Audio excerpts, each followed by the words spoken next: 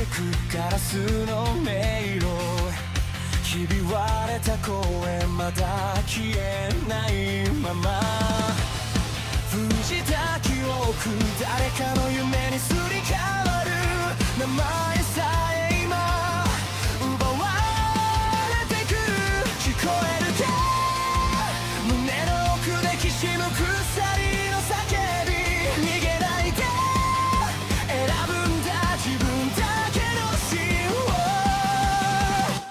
一つ書き換えられた世界で僕は僕を上書きしてくささやく嘘切り裂きながら覚めないなら夢を燃やせ一つ操られたスターに君の本と響かせてかけ違えたストーリー今塗り替えてゆけ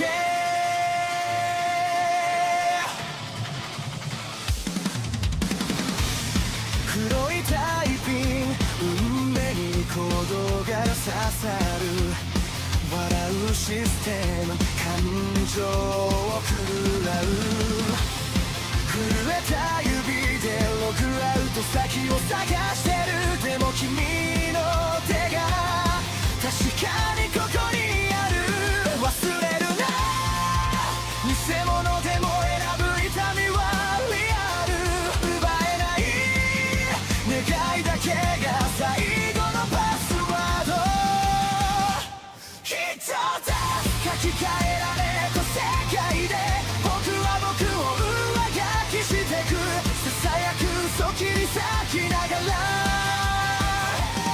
覚めないなら夢を燃やせ一つ操られた明日に君の本と響かせてかけ違えたストーリー今塗り替えていけ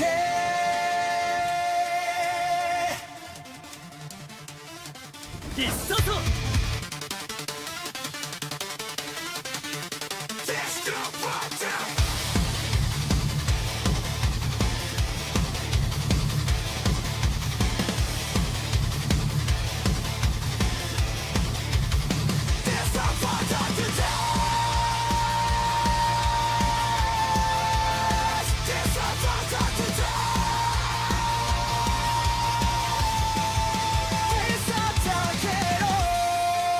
君の声で暗いスクリプトを壊して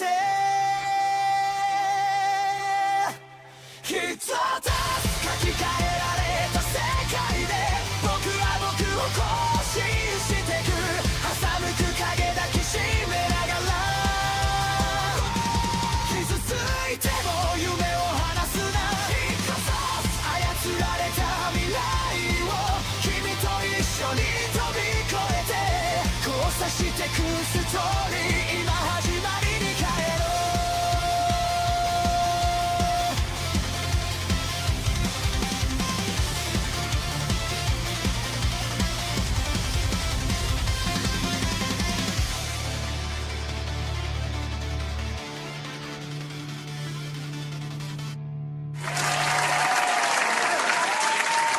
Look at all you beautiful sons of bitches in the chat. Welcome, everybody, to another episode of Hypnocast. That's right, we are live, boys.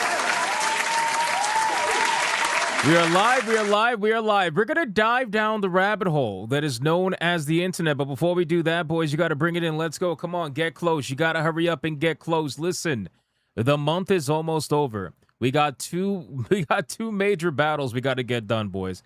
Two major battles that we got to get done. Get in here. Let's hug it out. Don't listen to Sonya. Don't listen to any of these people that are trying to run away from the hugs. Let's go. Get in here. Hurry up. It was great, and then you ruined it. What are you talking about? Get in here. Come on. We got to hug it out, boys. It is what it is. It is what it is. Before I turn on the TTS and let everybody go crazy, listen very closely. If you are watching over on YouTube, like the stream. Do it. Do it. If you guys are watching over on Rumble, like the stream. That's right. That's right. And if you are watching anywhere else right now, that's impossible and you're probably gay. You are gay! You know it's true. I don't care if it's 90 degrees, Sonia. Get in here. Cállate. Guys, listen. Can I get a mic check, please? Mic check, titty check, balls check. What are we checking? What are we checking today? Well, I mean, it's pretty simple what we're checking, all right, boys? So listen, yesterday, I took off yesterday because I had a lot of work that I wanted to catch up on for the stream. Had a lot of ideas that I wanted to incorporate before the next month came around and before the next tournament came around and all that stuff. So I decided to do a little bit of remodeling, all right? Decided to do a little bit of remodeling, and as you can see, we've done quite a bit. And I'll tell you a couple of things that I upgraded, all right? Number one, the chat at the bottom left has been upgraded. So now not only is it a lot faster, number one, but number two, it'll actually showcase member chats, gifted memberships, super chats, and all their colors. It'll showcase it on the bottom left so that people can actually see it on the bottom left. And what's even greater is that I now have the return of these bad boys. I could actually bring up chats again, which is going to be interesting. So we're going to get to that in a second. Thank you, Frozen Dark, for the 5. We'll get to that. So I can bring that back up. Rumble and YouTube? No. Okay, so here's, I said it on Griffcast, and I'm going to say it here on YouTube. I love you, Rumble guys, okay? Love you guys. Love you to death. This is why I stream there, every day. However, your platform is absolute fucking trash in every way imaginable. And unfortunately, it doesn't really have any integrations with pretty much almost anything. Unless you specifically use their studio, which I'm not going to do. I'm not going to use their studio. So, I have to make do with what I can. Unfortunately. That's just the truth, man. I'm not going to lie to you guys. But I still love you guys. And I will call out, obviously, your super chats and whatnot. You guys know that. Love you guys. But, yeah, it's just not going to work. Nothing fucking works with Rumble, unfortunately. It is what it is. They got a lot of work to do, boys, over there. But still, it's okay. We're going to be streaming over there because we love you guys. It is what it is. Boys! You know what? Let's skip the checks. But yeah, we got highlighted chats back. Look at this. Welcome. Look at this. It's looking sexy. Thank you. I appreciate that. Guys, we got highlighted chats back. We got upgraded chats on the bottom. A lot more visual representation going on at the screen at any given time. And I can actually change all of these screens. I can change Ricky Boy. I can change the globe in the back. And I can change the beautiful dancing waifu there for the corner in the bottom. All right, boys. And not only that, we still got the TTS, man. You think that's gone? That's not gone, boys. It's not gone. It's never gone. It's never gone, boys. It's never gone. Let's get it going. #TayLi. Why did I do that?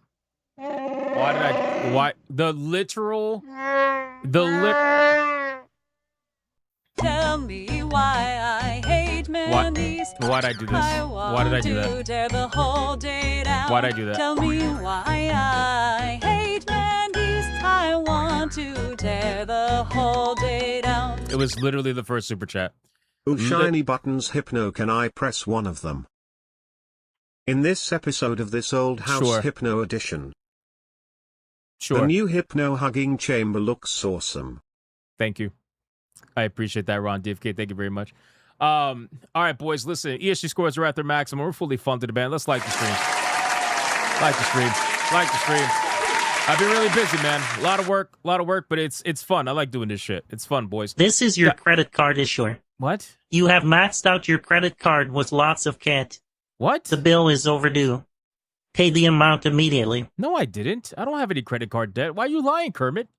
Kermit, why are you lying? Oh my God, this guy's taking a shit.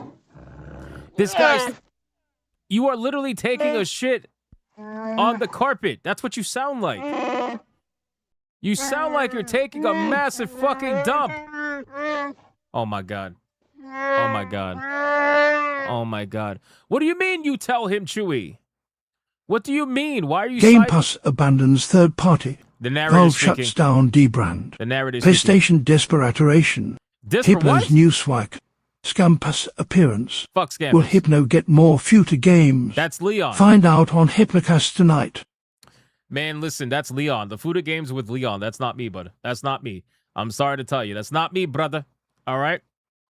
Guys, holy shit, King Dimwing's dropping memberships. Boys, listen. We checked everything. All right? Guys, before we get into the Bigot Army roll call, we do have a battle today, okay? And this one is going to be quite interesting. We do have to decide our last finalist. And then tomorrow will be the finale, boys. Tomorrow will be the finale between Tifa Lockhart and whoever wins today. Let's get it going.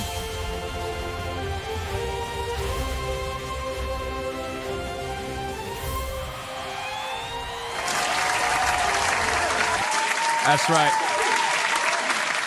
Boys, listen up, man. Listen up. So, in case you guys are unaware, all right, Tifa Lockhart ended up beating Lara Croft on the last stream that we had the battle, all right, which means that today's battle, this is it. This is the last one before the finals, which means that Tifa Lockhart is locked in, no pun intended, and now we have the battle between none other than Cortana versus Tali, ladies and gentlemen. That's right. Gotta be honest with you, this is not where I thought the last semifinal battle was gonna be. I didn't think it was gonna be between Cortana or Tali, to be honest with you. I didn't think either one of them were gonna be here, but I mean, here we are. Here we are. Like, everybody kind of saw Tifa coming, but you know, Cortana versus Tali, this should be an interesting one. Yeah, this is Clanker on semi-Clanker violence. It's interesting, boys. So make your votes known. All right. At the beginning, obviously at the start of Super Chat, please make sure you put hashtag name at the beginning so that we can, no pun intended, tally it up. And then that way we can figure out who is going to be going up against Tifa Lockhart in tomorrow's final. Tomorrow's final is going to be interesting, boys. It's going to be very interesting. We will crown a winner, and we will give her the trophy, whoever that is, regardless of the coping and seething that is going to follow. It's going to be interesting. So let's make it happen.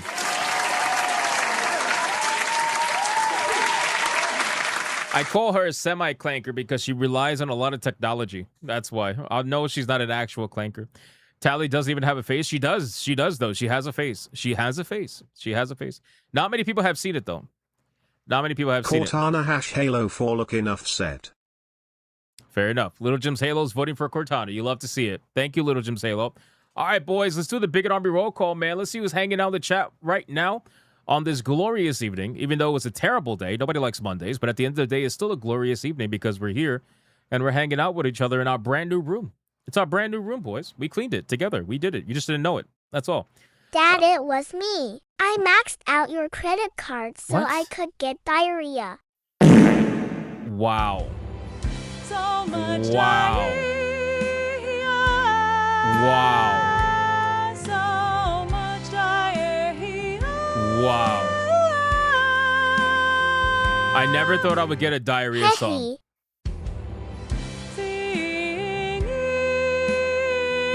I never thought I would get a diarrhea song. I'm not even kidding. Never. And yet, here we are. Here we are. Yep. Sounds about right. Sounds about right. All right, boys. Listen, we got Tanya Raven in the chat. What's up, Tanya? How you doing? We got Titan Wasp in the chat. What's going on, Titan Wasp? We got Secret Final Boss in the chat as well. What's going on, man? We got Dylan B in the house. What's going on, Dylan B?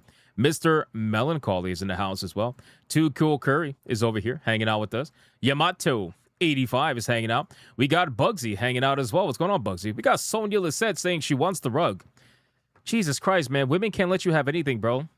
She wants the fucking rug. She wants body pillows, like all kinds of stuff. All kinds of stuff. Come on, what are we doing? Monkey Man 04.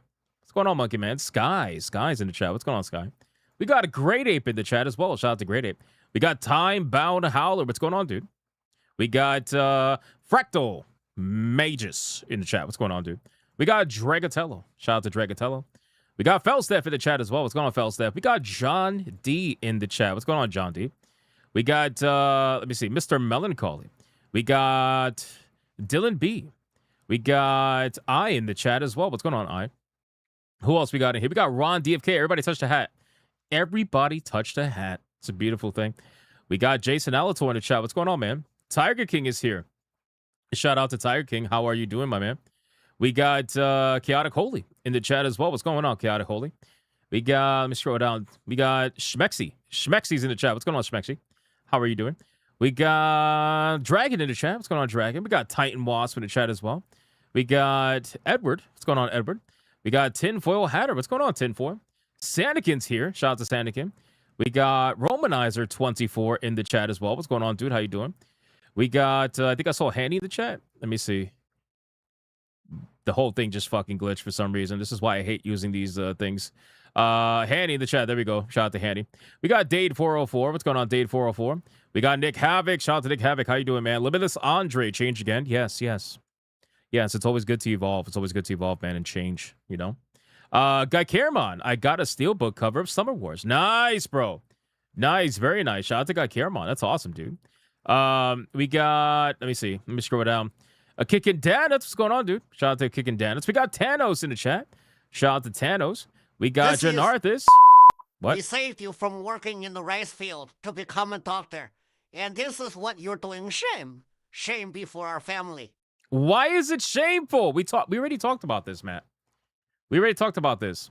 We talked about this on Griffcast. Why is it shameful? You're making me sad. Shout out to Janarthis. Thank you, Matt Fun Cool, for the 5.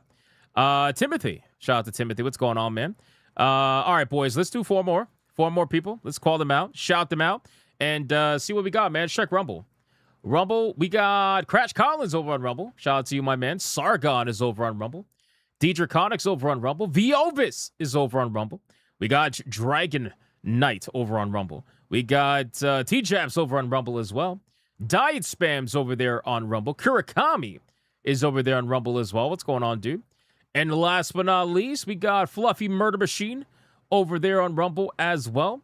And let me see. Any other names on Rumble? Let me scroll down. Genetic Spore is over there on Rumble as well. Cortana, it is now canon and law that Hypnotic is a syscon for highlighting my earlier message. What? Now, where are the syscon games on Steam? Oh, Jesus fucking Christ, bro.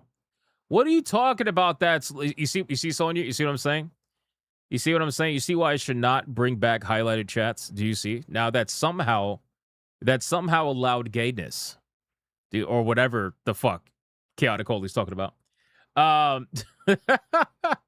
Icebaker over there on Rumble as well. All right, boys, listen. Called out as many people as I could. Let's sacrifice your fellow Bigot Army member. I know it's a Monday. All right, I know it's a Monday. I know it's very light. It's very weak. But considering it's the last 2 days of the month, we always got to finish strong, boys. We got to finish strong. Kermit, you have to get SDG Kirk Lazarus. What?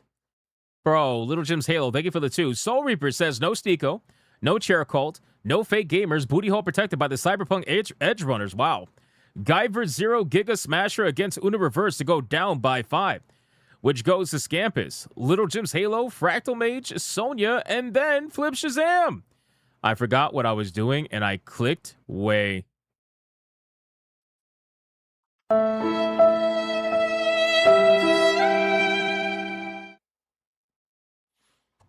So does the money shot count when you have like some form of like dementia or something like that? He said, I forgot what I was doing. I forgot what I was doing. I kind of don't feel bad at that point, though. We got to celebrate our differences. Missed our song. So do I. Hey, yo. It's better that shearing, biting, crapping. Hey, yo. Hello. Goofy yell. Mr. Spanglish, you felt it yourself right at the very end. Oh, shit. Felt it. Completely, utterly felt it, boys. Yes, absolutely felt it. 100%. Guys, Flip Shazam, man. Flip Shazam was not paying attention. Hypno kept looking for the D. What the fuck? So wanted it while gaming had a happy bride to the fabulous Hypno. Remember to you protection. Nah, bro. No. You know what, Flip Shazam? I'm sorry. I don't normally do this, okay? I normally just single file the money shot to one person. However, since Blue wants a troll, we're throwing her ass in there too. Blue and Flip Shazam are both getting money shots today.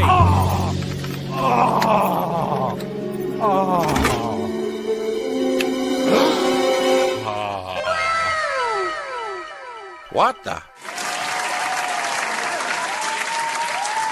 Fucking unbelievable. Unbelievable, ladies and gentlemen. Unbelievable. Guys, listen, we got a lot we got to talk about today. Hypnot. Hypnot. I hear you maxed out your credit card by buying lots candy, resulting in dire care. Dire what? The most amazing dire here. Dire The here? hugest one that you've never seen, actually. We will be investigating this. That's so fucking ridiculous, bro. He said dire here. Dire here. What the fuck? That's insane, bro. Guys, listen. We got a lot we got to talk about today. All right. We got a lot we got to talk about today, ladies and gentlemen. First and foremost, we got a lot of rumors. Oh, Hypno, why are you so be good? That's not fair. They don't deserve that treatment. You know that. I'm gonna throw you over a cliff. I'm gonna throw you over a cliff. I'm gonna throw you over a cliff, Adair Soto. Hope you're having Minecraft. a great Monday, everyone. Nobody has great Mondays. Mondays are not, they're not to be celebrated. But Xavier, your super chat is to be celebrated. Thank you, sir. I appreciate that, man. Guys, listen, in all seriousness, we got a lot to talk about, man. We got Game Pass rumors. There's a lot of Game Pass rumors. Honestly, there's a lot of Xbox rumors. It is not looking good, man. And all it was like, all I took was a 24-hour break, and suddenly everything just fucking blows up regarding Xbox, man. We got rumors about Game Pass abandoning some third-party contracts that they had with third-party studios regarding Game Pass, and we know how third-party has been pretty important for Xbox to essentially flood the Game Pass service with a bunch of video games. But apparently they're canceling contracts with some of these companies. So we got to talk about that. There's rumors of Xbox being sold yet again. These seem to be a little bit more credible. We also got to talk about that as well. It's crazy what's going on with Xbox, man. And at the end of the day, we all kind of saw this coming. Well, everybody except Xbox fanboys, but we all saw this coming. And it's a bloodbath out there. So we're going to talk about it. We're going to kind of go over all that nonsense. We also got to go over Valve. Valve apparently shut down Dbrand. Now, Dbrand was that company that was making that cube skin for the Steam machine, and they were making one based off of Portal. Monday is a great day, is it? Magnificent. That's a lie. That's a lie. Everyone just That's a lie. Celebrate That's a lie. Happy Not true. Halloween Hypno. Not true. Not true. Absolutely not true. Thank you for the 5. Guys, so Dbrand, they were making like a Portal-based cube skin for the Steam machine. Well, apparently, that's not going to end very well because they never got permission from Valve. They never got permission from Valve. And because they never got permission from Valve to utilize one of their video game IPs, well, needless to say, Valve didn't like that, and it got shut down. So we're going to go over their entire statement. We're going to investigate this, and better watch out, Carl. Aim on to you. What? I got ice standing by, Carl. I'm legal. The most tremendous ice, Carl. I am legal. You got to go after Savvy. She's the illegal one.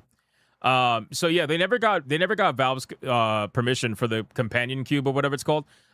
So yeah, needless to say, that didn't end well. And keep in mind, like, I don't think Valve had a problem with it until they started actually trying to sell it and make money from it, and that's when they decided to shut it down. So anyway, we're gonna go over the whole story and figure out what's going on with that. And we're gonna talk about PlayStation. So PlayStation had an investors call recently. Very interesting stuff came from it. Apparently, some of the investors decided to ask PlayStation directly what is going on with the platform, and specifically, how are they going to combat the whole PC rumors, right? They kind of like they wanted them to kind of answer the whole PC rumor nonsense, and they did. And they from what I understand, okay, and we're gonna get into it, we're gonna talk about it. From what I understand, it seems that PlayStation thinks in their mind that by taking games away from the PC platform, that's going to make PC gamers want to, number one, go buy a PS5, and then number two, if they already have a PS5 or if they're going to buy a PS5, then it's going to want them to pay for PlayStation Plus. So in PlayStation's mind, they think that PC gamers are going to leave the PC platform to then go to the PlayStation platform to then pay to play online on their platform, all because their single player games are no longer on the PC platform. Yeah. I don't like what it like what do you fucking say to that? What do you say to that? I just kind of laugh at it, bro. I'm like, all right, go ahead, I guess. Like, what do you want me to say at that point? Anyway, so they think that they can offer more value for the PlayStation Plus platform, and that's going to make people want to suddenly go over there anyway. It is what it is. We're going to talk about it because I'm just completely fucking dumbfounded at that point. So we'll go over that, and we got some other nonsense that we got to go over, man. We got some potential GTA stuff. We got Xbox developers unionizing. We got a With lot the of amount of Fuda games Lean has, I grant him the official title of Fudan Archivist. Haha. Futin Archivist? Bro, that's crazy, man. I mean, at the end of the day, that's kind of what he is, though. That's kind of what he is. Thank you for the 10, Speedy K. So, guys, we got a lot we got to go over, man. We got a lot we got to go over. All right. Hold on. We got another super chat coming in. Jeez. Hashtag Taileye. Uh-oh. This voice isn't supposed to be singing. But it is. It is singing. It is singing, though. It is singing. God damn it. All right, boys. With all of that being said, we took off yesterday. We got 2 days left in the month. We got 2 more battles left in the month. This is the time. This is the time to light this shit up. Go absolutely insane. And as I said, we do have a battle going on between Cortana and Tally. I see you guys voting already. Thank you. But before we do any of that, boys, we got to do the membership train. We got to do a membership train. There was no membership train yesterday. Let's light this up. Light it up green. You're actually going to be able to see it now in the chat on the bottom left, which is great. Light it up green, and then we're going to do pre-stream legends, and then we're getting into the content, boys. Let's fucking go. Membership Ladies and train. gentlemen, I see Light Barrett all dropping a aboard. membership on Rumble already. Thank you, my man. I appreciate train. that. I appreciate that. Thank you, Light Barrett. First spark, first flame, name after name, rushing down the frame. Midnight code, Hypnocast alive, every little badge like a battle cry. Janarvis dropping a membership over on YouTube. Thank you so much. Appreciate that. Kickin' Dana's dropping a membership on YouTube. Thank you for that. Viovis dropping a membership on Rumble. Thank you, Viovis. Appreciate you. Let's go, boys. I know it's Monday, but we gotta hype it up. Xavier with a membership. Thank you, Xavier. Over on YouTube. Grade A for the membership over on Rumble. Thank you, my good man. Rumble and YouTube is tied right now.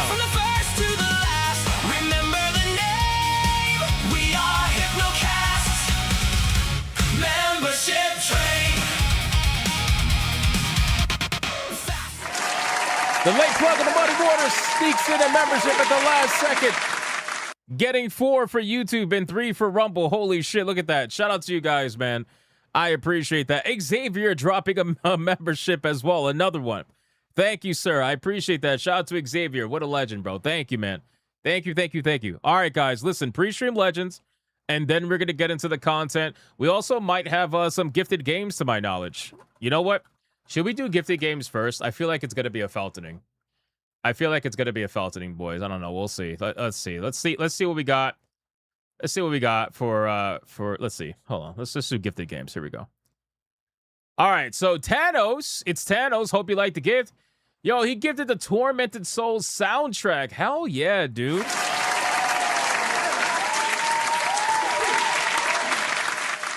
Ironically, the music's very good in Tormented Souls. That's a W, bro. Sometimes, well, actually, a lot of the times when I'm playing video games, I'll have a soundtrack from another video game that I actually like.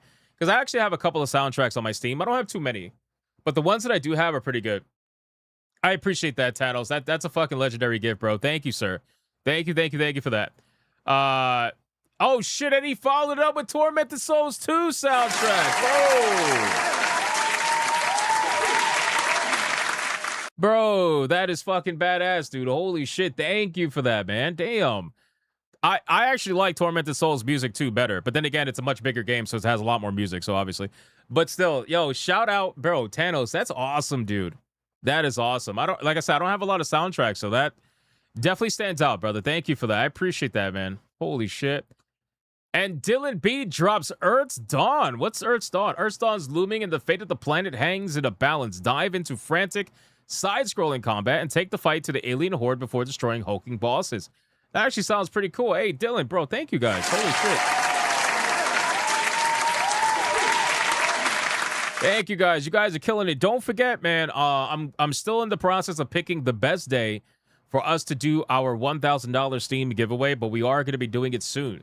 So stay tuned for that announcement. It will be on the community tab of the channel, and I will obviously announce it on stream for all the days leading up to it once I figure out what day it's going to be. So that's coming soon, boys. Shout out to you. Thank you guys so much for the gifted games. I appreciate that, man. Sincerely. You guys are awesome. All right, let's go over pre-stream legends. You know what's missing in your background? What's One that? thing behind the window, a night symbol of your hoodie and red eyes like when they call Batman. What? Bro. No. Oh. How will Hypno survive the Trump probe? The what? Did he max out his credit card? Was it little Hypno? What? Find out next time. Bro, what? What kind of fucking lore is this, dude? What, like, do you write this down or something? Like, what kind of lore is this? Kicking down, it says, heard you like this type. No! Come on, we were on such a good... We were on such a good roll. We were on such a good roll. Why? Why? Send that to Leon. Biolty Wolf, happy Monday. I see you maxed out your card. Come on, bro. Come on with this. You maxed out your card nonsense. I see you maxed out your card. Side by side, we bring the change, turn the green. You interrupted the dad joke. You interrupted the dad joke. Hypcast membership. Oh my god. Hey, Setsuna, thank you for the gift. You guys are gonna piss off Sonya so much. You guys are gonna piss off Sonya so much. I might have to ban that sound. I might have to ban that sound because that sound is too long. It takes too much time to get through. I might have to ban the singing sounds, unfortunately. Or there's no way for me to like raise the number. Well, to like gatekeep them a little bit. You know? I don't know. We'll see. We'll see. I don't know. I don't like to ban the sounds personally. But we'll see. Some of them just take too fucking long to go through. That's really the problem. Anyway, what kind of dough does a gamer use? Nintendo. Oh man. You know what? Maybe it was okay this got interrupted. Maybe it was maybe it was okay it got interrupted. Bounty Wolf gifted Godzilla Ultraman Gamera Rebirth Ultimate Bundle. Jesus Christ. Holy shit. This is a fucking legendary gift, dude. Holy, you guys are on fire today. You guys are on fire today, man. This bundle includes Giga Bash, the Godzilla 4 Kaiju Pack DLC, Ultraman 4 Characters Pack DLC, basically everything, it seems. Holy Jesus Christ, man. Thank you so much. I appreciate that. That is legendary. YouTube is fighting me to send this super. Wait, what? YouTube's fighting you to send a super chat? Why? Why is it? Oh, shit, that was a red. Oh, that was a red boy. Oh. Holy shit. Oh, the battle's on, boys. The battle's on. All right, listen. Hold on. We were going to do pre-stream legends. We're going to get to that. Let's get them going, man. We got Frozen Dark. Thank you so much for the 5. I appreciate that very much. We got Adair Soto with the 2-banger. I appreciate that as well. Thank you. And guys, remember, your chats are now going to show on the screen. I brought that back as well. So, again, did a lot of work yesterday. Hope you guys enjoy. We got Jason Altor with a 2. Thank you so much. Appreciate that, man. We got Ron DFK with his 2. Thank you, sir. Appreciate it. Everybody touch the hat. Touch the hat. ACC with an NOK 50. Thank you, sir. My credit card is not maxed. And then we got Adair Soto with the 5. as Chewbacca because, of course, that's what it is. We'll get to the topics at the hour and a half mark. I mean, I could definitely go to an hour and a half if you want me to, because we're getting pretty close to the end. But I could definitely go if you want me to go that long. Spooky, please don't ban this. It's so beautiful. It doesn't work at that number. Felt it. Absolutely felt it. Dbrand with a 10 as the narrator. The narrator has spoken, boys. Shout out to the narrator, Dbrand. And then we got King Demon Wing dropping a 5 membership banger. More memberships! More memberships! More memberships! And considering that's the first one of the stream, you already know what that means.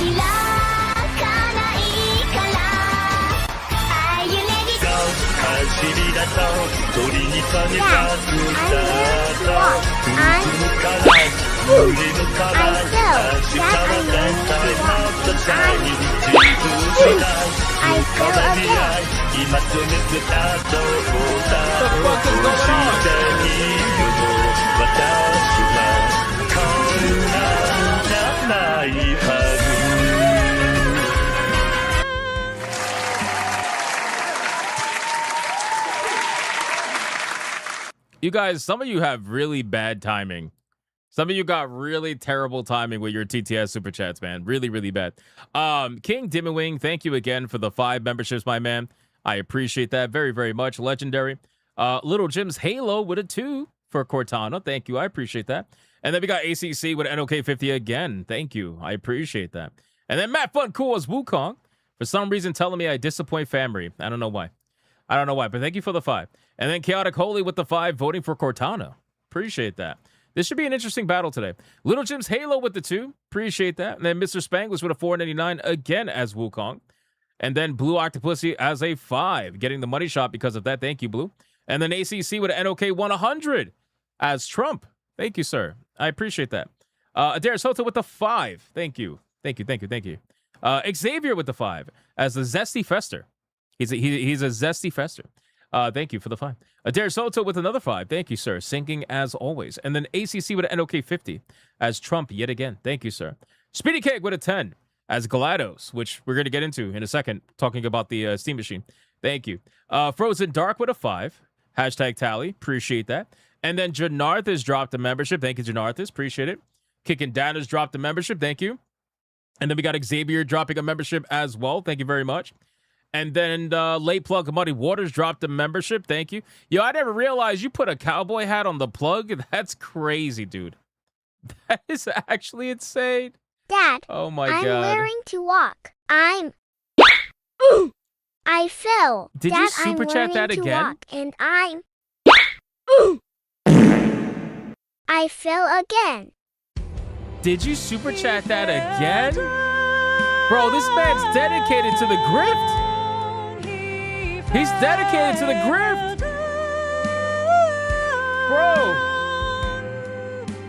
Bro, this man is dedicated to the grift. He's like, hold up, wait a minute. I'm going to do it again so I get heard. Jesus. That's crazy, bro. No, thank you. Oh, my God. Adair Sota's going to get that banned. I'm telling you. For you, happy Halloween.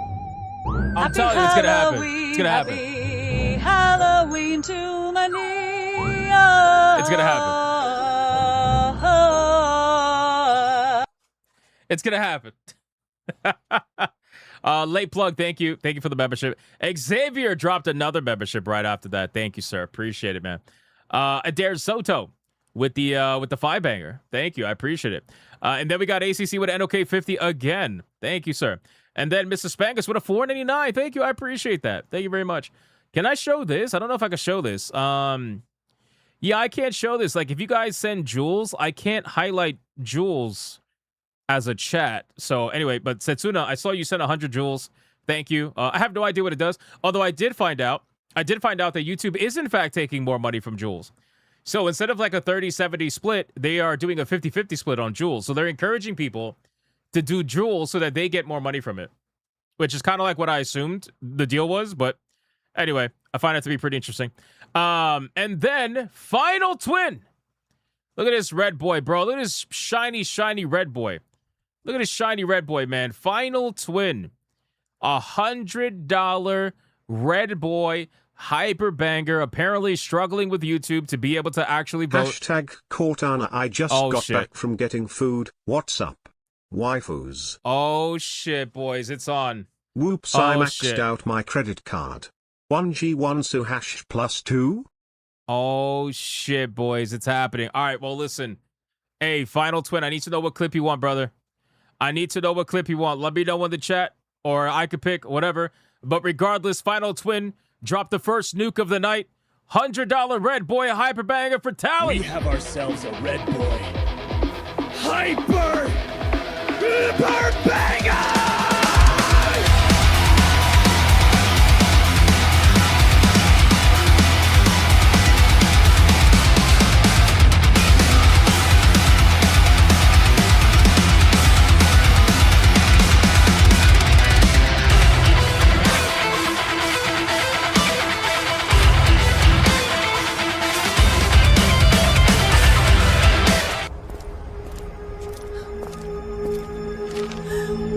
Oh my god, it's a red boy hyper banger.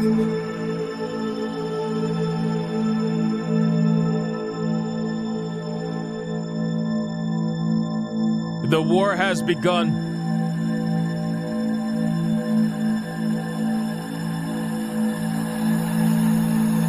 Like the stream, boys. Like the stream. Hit the like button. Let's go.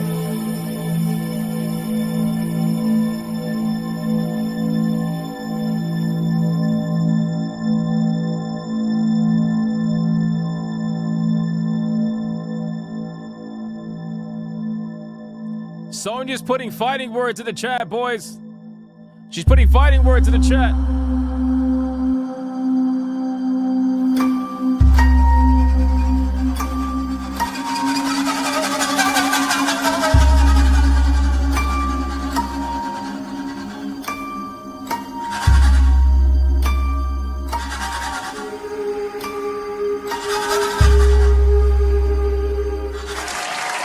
Shout out to Final Twin. Thank you so much, Final Twin. I appreciate that, my man. It's going to be an interesting night, to say the least. And then Mr. Spanglish, where'd you go, man? Mr. Spanglish right here with the 199. Thank you so much, Mr. Spanglish. Appreciate that. Appreciate that. And then we got ACC with another NOK 50. Thank you, man. I appreciate it. Then another one, because apparently I didn't hear the first one. I can't believe he fucking... Bro, I cannot believe he doubled it up. That's crazy. Shout out. This man's dedicated to the grip. Adair Soto with a 5. Thank you, sir. Appreciate you, my man. And then the counter, the absolute counter. Look at this, man. Black Tailgate dropping a $100 red boy hyper banger for Cortana. We have ourselves a red boy. Hyper banger!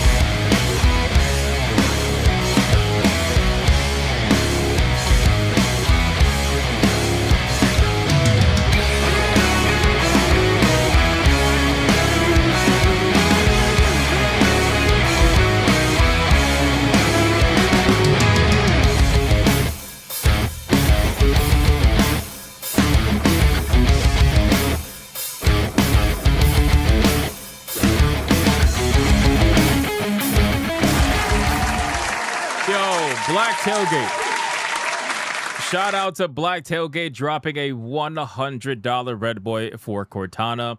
This battle is very interesting right now. We'll see how it goes, but thank you so much, my man. And then, last but not least, on YouTube, we had ACC with NOK20 says, whoops, I maxed out my credit card. Thank you, brother. Appreciate that, my man.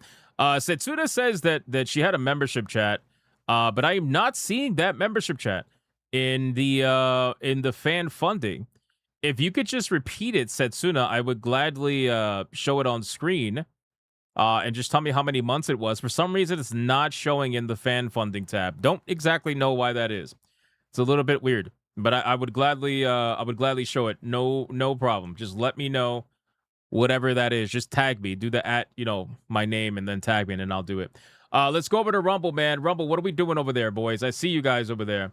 We got Viovis with a membership over on Rumble. Thank you, Viovis. I appreciate that, my man. And then we got, let's scroll down a little bit. Let me scroll all the way down. Hold on. Wait a second. We got Life Ferret with a membership over on Rumble. Thank you, my man. Viovis did another membership on Rumble. Thank you, sir. And then Great Ape did another membership over on Rumble as well. Thank you so much. Appreciate that. Great Ape for $1 says, #Tally gifted a sub to someone called Hypnotic. Nice. Nice. That makes sense. That makes a lot of sense, I suppose. And is that it? I think are we caught up? We are definitely caught up. All right, boys. Listen, great. Great. Fantastic job today. And just one final reminder, one last reminder before we get into it, boys. Cortana versus Tally. This is the final semifinal battle. Whoever wins this battle today will be going up in the finals against Tifa Lockhart tomorrow. I understand people are probably saving their dollaroos, whatever you want to call it, their dollars for the final battle. But we do got to pick a winner today. So we'll see how that goes. Tally versus Cortana. Make your votes known, and we'll go from there. It's pretty close right now.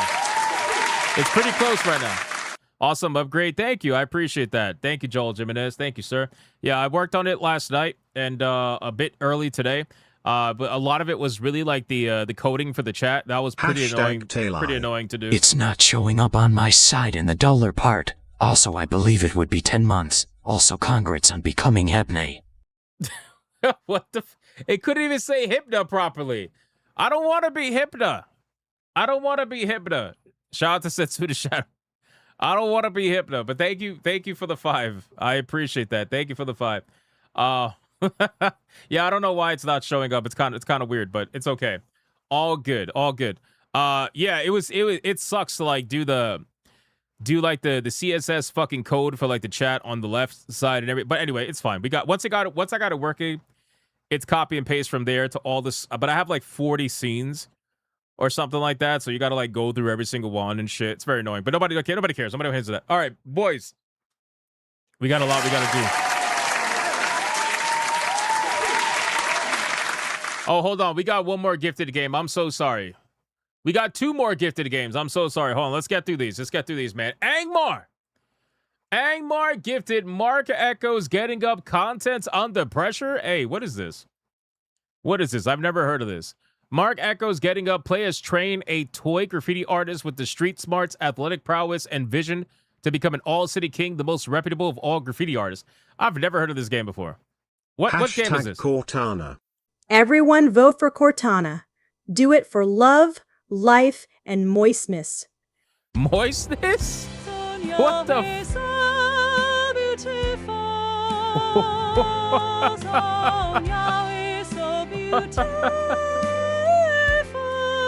Sonia's not gonna mind the song now. Sniff, sniff, sniff.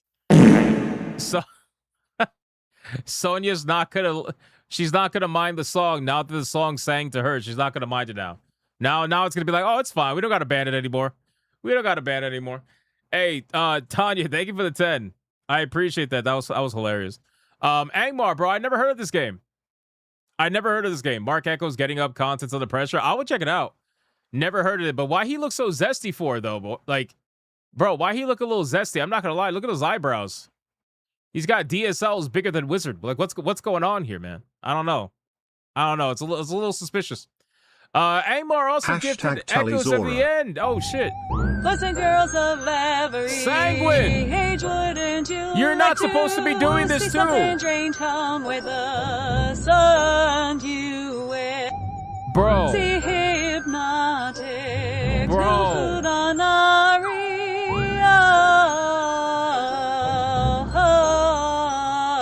Oh my god, bro. Now you're singing about Fudanari. Jesus fucking Christ, bro.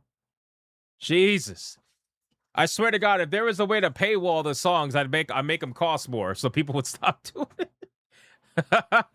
These damn songs are driving you crazy. Yeah, Sonya's losing her mind. Angmar, hey, Echoes of the End Enhanced Edition. Thank you, brother. I appreciate that. Very nice of you, man. Guys, listen, get yourself some games, bro. Steam sales going on. Don't worry about me, man. Get yourself some games. It's a lot of games going on. The fuck is that? I hope this letter reaches you, Hypno. I hope you are good. I am good. What? Are you good? I am good. With love, Kaida. What? That's why the short letter. So short.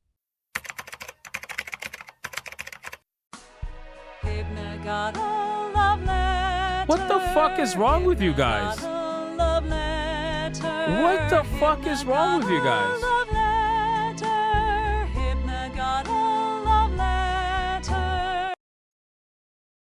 What the fuck is wrong with you guys? Oh my god.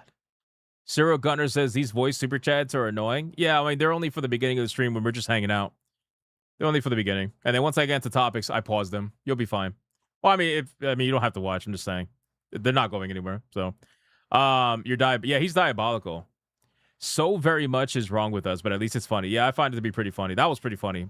The typing thing was a little creepy. Many things are wrong. Yeah, at least you guys admit it. That's fine.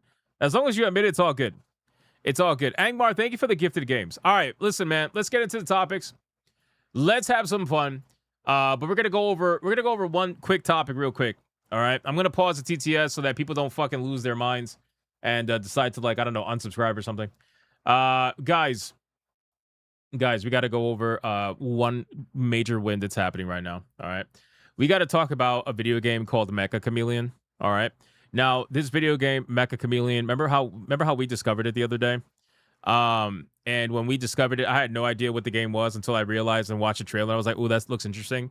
And I've been saying that I want to play this game with the SNH crew and get like a get a game going, and we probably will either this week or next, depending. But Mecha Chameleon is doing so well, guys. It has surpassed over 10 million copies sold. Yes, you heard that right. You heard that right. Over 10 million copies sold for an indie video game that has only 2 developers. Think about that. This indie video game with 2 developers has outsold some AAA studios with hundreds, if not thousands, of developers on their video games. And we're talking about video games that have infinitely more marketing budgets. We're talking about video games that have, 50 to, let's say, 100, maybe not 100 million, but let's say 50 million in marketing. Like major video games. Pretty insane. Now, it's talking about older video games, but the truth is that Mecha Chameleon has also outperformed some newer video games as well. I don't even think Resident Evil Requiem has hit 10 million copies sold yet. Just think about that. It's crazy, right? So it's really impressive when you see something like this go down, and you kind of have to celebrate it because it's a situation where you have these indie developers that manage to create something that is just so simple and so fun. And the thing is, like, gaming doesn't have to be overcomplicated. Gaming doesn't have to be in a situation where you gotta overcomplicate things. At the end of the day, people just want to play fun video games. That's really what it is. People just want to play fun video games, and the storm, right? The storm that will come your way if you make a video game that is like under $20 and super fun that everybody wants to play. You can't beat it. We've seen it happen time and time again over the last couple of years. And most of these video games are usually like $10 or less. Like, how much is this game? Like $8 or like 5 or 6, something like that. How much is Mecha Chameleon? Hey, Marathon's getting felted, by the way. They're under 9,000. Mecha Chameleon. There you go. Mecha Chameleon. Okay, so you look at prices. Okay, so it's $5.99, and the lowest recorded price was $4.79. All right, so not bad. So, but even so, you take even 479, take 10 million plus copies, right? 10 million plus copies, and you do times 10 million, bro. For two guys, do you think that they're going to be hurting for money? No, of course not, bro. Their entire dreams have been made, you know. So again, gaming doesn't have to be overcomplicated. It could actually be really simple. You know, we could live in a world where it could be really simple. And sometimes some of the most fun games and some of the most memorable games and some of the most memorable experiences that you're going to have with video games are usually the ones that are just ultra simple. That are just trying to be a fun video game. That's basically it, you know? So I just wanted to give a shout out to Mecha Chameleon because, I mean, I can't personally wait to play it. I thought it looked pretty damn fun. And I just like seeing this kind of success happen because it proves that people are still buying video games. That's really what it comes down to. Look at this, bro. This proves that people are still in fact buying video games, and they're buying video games like crazy. The difference is that they're just not buying the video games that get forced down their throat by the AAA industry that thought that they had full control over everybody for however many years now. They thought that most normal gamers were never going to leave AAA, that they were only going to play the big blockbuster video games. That's never how it's been, and now more than ever, it's definitely not how it's going to be. It's not how it's going to be. Indie games were always fairly popular, but they've never been more popular than they have been now. As Steam has begun to rise, and PC gaming as a whole has begun to rise, the eyes that are on indie video games are bigger than they've ever been, and they're finding more success than they ever have. So pretty damn insane, and I think that's a great thing. So hopefully we see more of it. But again, congrats to Mecha Chameleon. Two developers, two guys made one of the most popular video games in recent years. And I mean, it's really not that shocking because Schedule 1 was made by one guy, right? Schedule 1 was made by one guy, and that was one of the most popular video games in the last couple of years. So pretty insane. Love to see it. All right, let's exit out of that. I just wanted to cover that. I didn't mean to show the marathon numbers so early, but boys, that shit is under. Oh man, we're gonna get to it. We're gonna talk about this. Oh man, we're gonna talk about this. Not right now, but we're gonna talk about this. This is fucking like crazy, boys. This is crazy. Oof. Oof with the big oof. Oof with the big oof, man. Let me resume TTS really fast.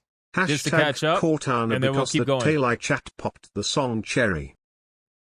What? At Free Expression Warrior celebrates 5 months of membership. Did you see the kids act past the house? I must give props to Ilhan for voting no. Also Tailai's the top Mass Effect 2 and 3 romance. I did not see that, Free Expression Warrior. I will definitely look into it, brother. Thank you for telling me. Thank you for 5 months, by the way. That's a long time. Thank you, sir. Appreciate that. I will look into that. And yeah, Tally's pretty popular, but right now the battle's pretty close, so we'll see how it ends. We will see how it ends. I think we're caught up on Rumble, pretty sure. Yes, we're caught up on Rumble. All right, let's keep going. Let me exit out of the Mecha Chameleon stuff. Guys, we need to look at Marvel Tokon. We got to look at Marvel Tokon because Marvel Tokon just released a brand new trailer. Everybody and their mother was asking me if I've seen it. Haven't seen it yet. Now, I do know of some of the announced characters because there's no way for me not to know because unfortunately, over on X, they listed out the characters with the actual trailer. So I already know pretty much the characters that are going to be in here, and I'm excited for pretty much almost every single one of them. But haven't seen the gameplay, haven't seen the actual trailer, so I want to see it. I cannot wait to play this game. You guys, like, fucking Atreus sent this to me in chat when this trailer dropped, and he's like, just literally tagged me. He's like, bro, and I'm like, what? And I was like, oh, the trailer. I'll just wait. I'll wait to check it out. So we're gonna look at it right now and see what's going on with this trailer. Super excited, man. Let's hit play. Let's get it going here. Volume up. Let's go. Let's go, Marvel Tokon. Allow me to introduce your glorious champions. The Fighting Avengers. The Unbreakable X-Men. The Amazing Guardians. The Knights of Doom. And... Stay out of my face, lady! You mess with the Ghost Rider, you'll end up as a ghost! All skill, no luck! Hey, Vamp, how about some help? I'm actually really happy that they have Ghost Rider in this game. I really am. I'm very happy they have Ghost Rider in the game. I love Ghost Riders. Fucking awesome. Cannot Hey, wait. Vamp, how about some help here? I'll make this quick. Show me Now, how much monster you... this is the one I'm most excited for in terms of this trailer, personally. I'm most excited for Blade, bro. Like, the moment I heard Blade was going to be in this, I was like, dude, let's fucking go, bro. Give me Blade and Carnage. Like, bro, these two characters alone, I was hyped for. I'm so fucking hyped for. So that's good. That's cool. God, don't blink. Here, take this. Gotcha. Weapon's hot. Bro, it's fucking Nothing badass, stops man. the Muramasa blade. Close your eyes. Bro. It's over. Oh my god, bro. Let's Holy go. shit. Let's go. Oh man, dude. I really hope that they make Blade fucking badass, bro. It's so sick. This is so fucking sick, dude. Great gameplay with Blade so far. It's over. They say I'm a legend, but I am also a god. So easily tricked. I've saved Asgard more times than I have threatened it. Honestly. For me, I'm not like a huge Loki fan. Like, I know there's some people that are pretty big with Loki. It's fine. Like, for me personally, I don't really care for Loki like that, but I'm happy for the people that like Loki. I don't personally care. But I mean, the gameplay, let's see what the gameplay looks like. No, really? Beauty God! No! You dislike my prattling tongue, beast? You will not survive. My Ragnarok! That was cool. Whoa! Rage quitting is the ultimate fighting game sin. Let me check out some strats. And now time resumes. It's me, the FGC's favorite. How's this pose? Hey, yo, bro. What the oh my god. That is crazy, bro. Deadpool being in the game, also pretty damn cool, to be honest with you. Definitely excited. Like, I don't know how many you could have on a team, but regardless, I'm definitely going to play like Blade, Deadpool, Carnage, maybe even Ghost Rider. Yeah, this Deadpool looks pretty accurate to what Deadpool should be. You know, all intents and purposes, I guess, that pose, you know? Lock it up, Wade. I love it when you threaten me. I'm going to play Wolverine, too. I forgot he was in the game. Yeah, play Wolverine. Roasty! Hey, chat, somebody clip that. So elegant! Random bullshit go! Deadpools assemble! Oh, shit. Yo, that was sick. Wait. Hold on. That was so sick. Deadpool's assemble. Look at this. Even got the dog. That's great. Wait. There's something else we should do. I remember! Enter the Midnight Samurai Outriders!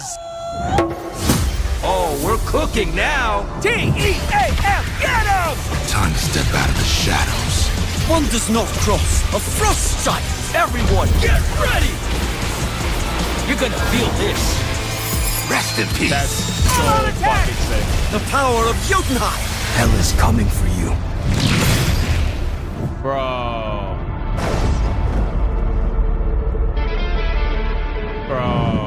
Nah, this isn't it. Oh, damn. PlayStation got felted there, bro. Look at this. Look at this, bro. PlayStation got so felted. Closed beta on PS5 coming soon. And then Blade's like, yeah, nah. Open beta, PS5 and PC. Damn, bro. So good. So fucking good. Ironic considering the conversation we're about to get into when it comes to PlayStation. But yeah, listen, man, this game looks really good, dude. I'm telling you, this game is gonna get me back into fighting games. I'm so excited for this, man. I already know I'm not gonna be as fast as I used to be. I still got it with first-person shooters, but with fighting games, I'm probably gonna be slow as shit. But that's okay. I can't wait to play this, bro. So excited for this, and we're probably gonna have. I would love to have like fight nights where we just like have people in the community come in and like play us and shit. I think it'd be cool. I think it'd be badass. So, yeah, can't wait for this. Characters look cool. The only one I didn't personally care about was Loki. Blade looked the best in my opinion in terms of like overall, you know, character and gameplay. I just want to check this out again. Don't blink. Here, take this. Gotcha. Weapon's hot. Yeah, Nothing man. stops the more a monster blade. Close your eyes. It's over. They say I'm a legend. That was unbelievable. That was fucking unbelievable. That looks so sick. Controller, fighting stick, definitely controller, bro. I'm not trying to be no fucking try hard with a fighting stick out here, acting like I'm gonna go to Evo tomorrow. Like, no, I'm not doing that. I'm gonna use controller, but I'll go as far as I can with the controller. That's what I'm gonna do. Yeah, it looks good though. Looks really, really good. I'm excited for that, man. Marvel Tokon, they definitely like with Marvel Tokon, they 100% have been marketing this game very well. Like this game has been marketed so goddamn well, it's insane. And the way they've been slowly but surely showing their characters and hyping it up and stuff, and even showing their new stages, because with every single character showcase, they also showed some of the new stages they were gonna have, like Asgard, for example. So I think the way they're doing it is pretty top notch. Whether the game ends up being good or not, obviously we won't know until we get our hands on it. But I'm just hoping that it's really good, because they're doing everything else right. So we'll see how this goes and kind of go from there. Imagine if Disney made it. I'd rather not. I'd rather not, please. I'd rather not. I don't want to think about that. All right, boys. Like the stream. Let's resume TTS, and then we're going to get to the next topic. We got plenty of topics to go over, boys. Let's keep it going. Steam's only going to grow with Android handhelds. Char, that is true. That is true. Thank you for the two. Disney's can't figure out about Blade the movie. You know, it still to this day blows my mind that Disney could not make a new Blade. It really blows my mind. Like, how do you fuck up Blade? It's really how? Like, my brain can't actually compute that. Like, how do you fuck up Blade? How can you not make a Blade movie? The only way you can't make a Blade movie, or the only way you fuck up Blade, is if the entire time you're writing a script and story that has nothing to do with Blade. That is the only way that you can do it. Because otherwise, writing a story and doing a movie about Blade should be the easiest thing in the world. You don't got to worry about DEI. You don't got to worry about none of that shit. All you got to do is worry about just adapting the story and doing it the right way. But for some reason, they couldn't do it. And it's because their script ended up getting remade like over 10 times, if not more than that. And they were going to focus on trying to pass the mantle off to his daughter. That's what they were trying to do last I heard. So anyway, you know, Mahershala Ali, he's a really good actor. This really should not have been a problem. It really should not have been a problem, but for some reason it was. So there it is. They're trying to ruin it in ways that the cast they've hired objected to. Yeah, that's what I've heard also. Ali objected to it big time. But anyway, I mean, what can you say at that point? But thank you for the The announcement was back to 2019. How are we today? Was it not sooner than that? I thought it was like even before that, even before 2019. I could have sworn they announced it before then. But Darius also, thank you for the two. Appreciate that, man. All right, we're good on Rumble, right? Let me check. Yeah, we're good on Rumble. All right, let's go. Let's keep going. Let me pause CTS. Let's keep going. Let me get out of the Marvel Tokon stuff. So let's talk about. Hold on, where is it at? Let's talk about this. Guys, fast topic. Another fast topic. Blizzard. Let's go over Blizzard. So Blizzard, as you guys are aware, has been. Are you getting GTA 6 on Steam, Hypnotic? Whenever it comes out, yeah, sure. A year or two from now, whenever it decides to come out on PC. And if it doesn't, well, guess I'm not playing GTA 6. What can I say? Guys, we are well aware of what Blizzard has been doing, okay, when it comes to the fighting against the private servers. You know, they've been going after private servers for a while now, at least for like the last like 6 months or so, maybe even a little longer than that. At least officially anyway, in terms of legal proceedings and stuff like that. But Blizzard is continuing to do even more. Like, they're continuing to go after even more servers. And I think that, like, how do I want to put this? I think that it's going to get to a point where pretty much almost any major private server that you could think of is going to be targeted by Blizzard. I think that Blizzard wants to get all these guys to the point where they're fearful of being potentially sued, and get them to the point where they essentially just disappear or go quiet. So that way, when Blizzard does eventually announce whatever they got coming up, which is most likely some sort of Classic Plus World of Warcraft official, game mode or something like that. Whenever they announce it, they're gonna have basically nobody else stealing their thunder. I think that's, I kind of think that's what it's at, right? So Blizzard continues to taking action against World of Warcraft private servers, as it's now pushing on with a lawsuit citing a large-scale, egregious, and ongoing infringement of its MMORPG. Now, this is currently going against Project Ascension, but again, they're not the first one, and they're definitely not going to be the last, that's for sure. Everybody remembers Turtle WoW and how Turtle WoW ended up getting taken down. I think that, again, you guys know how I feel about private servers and how people just, I don't understand people's emotional backlash when it comes to their private server getting taken down by a corporation that they're essentially stealing the IP from.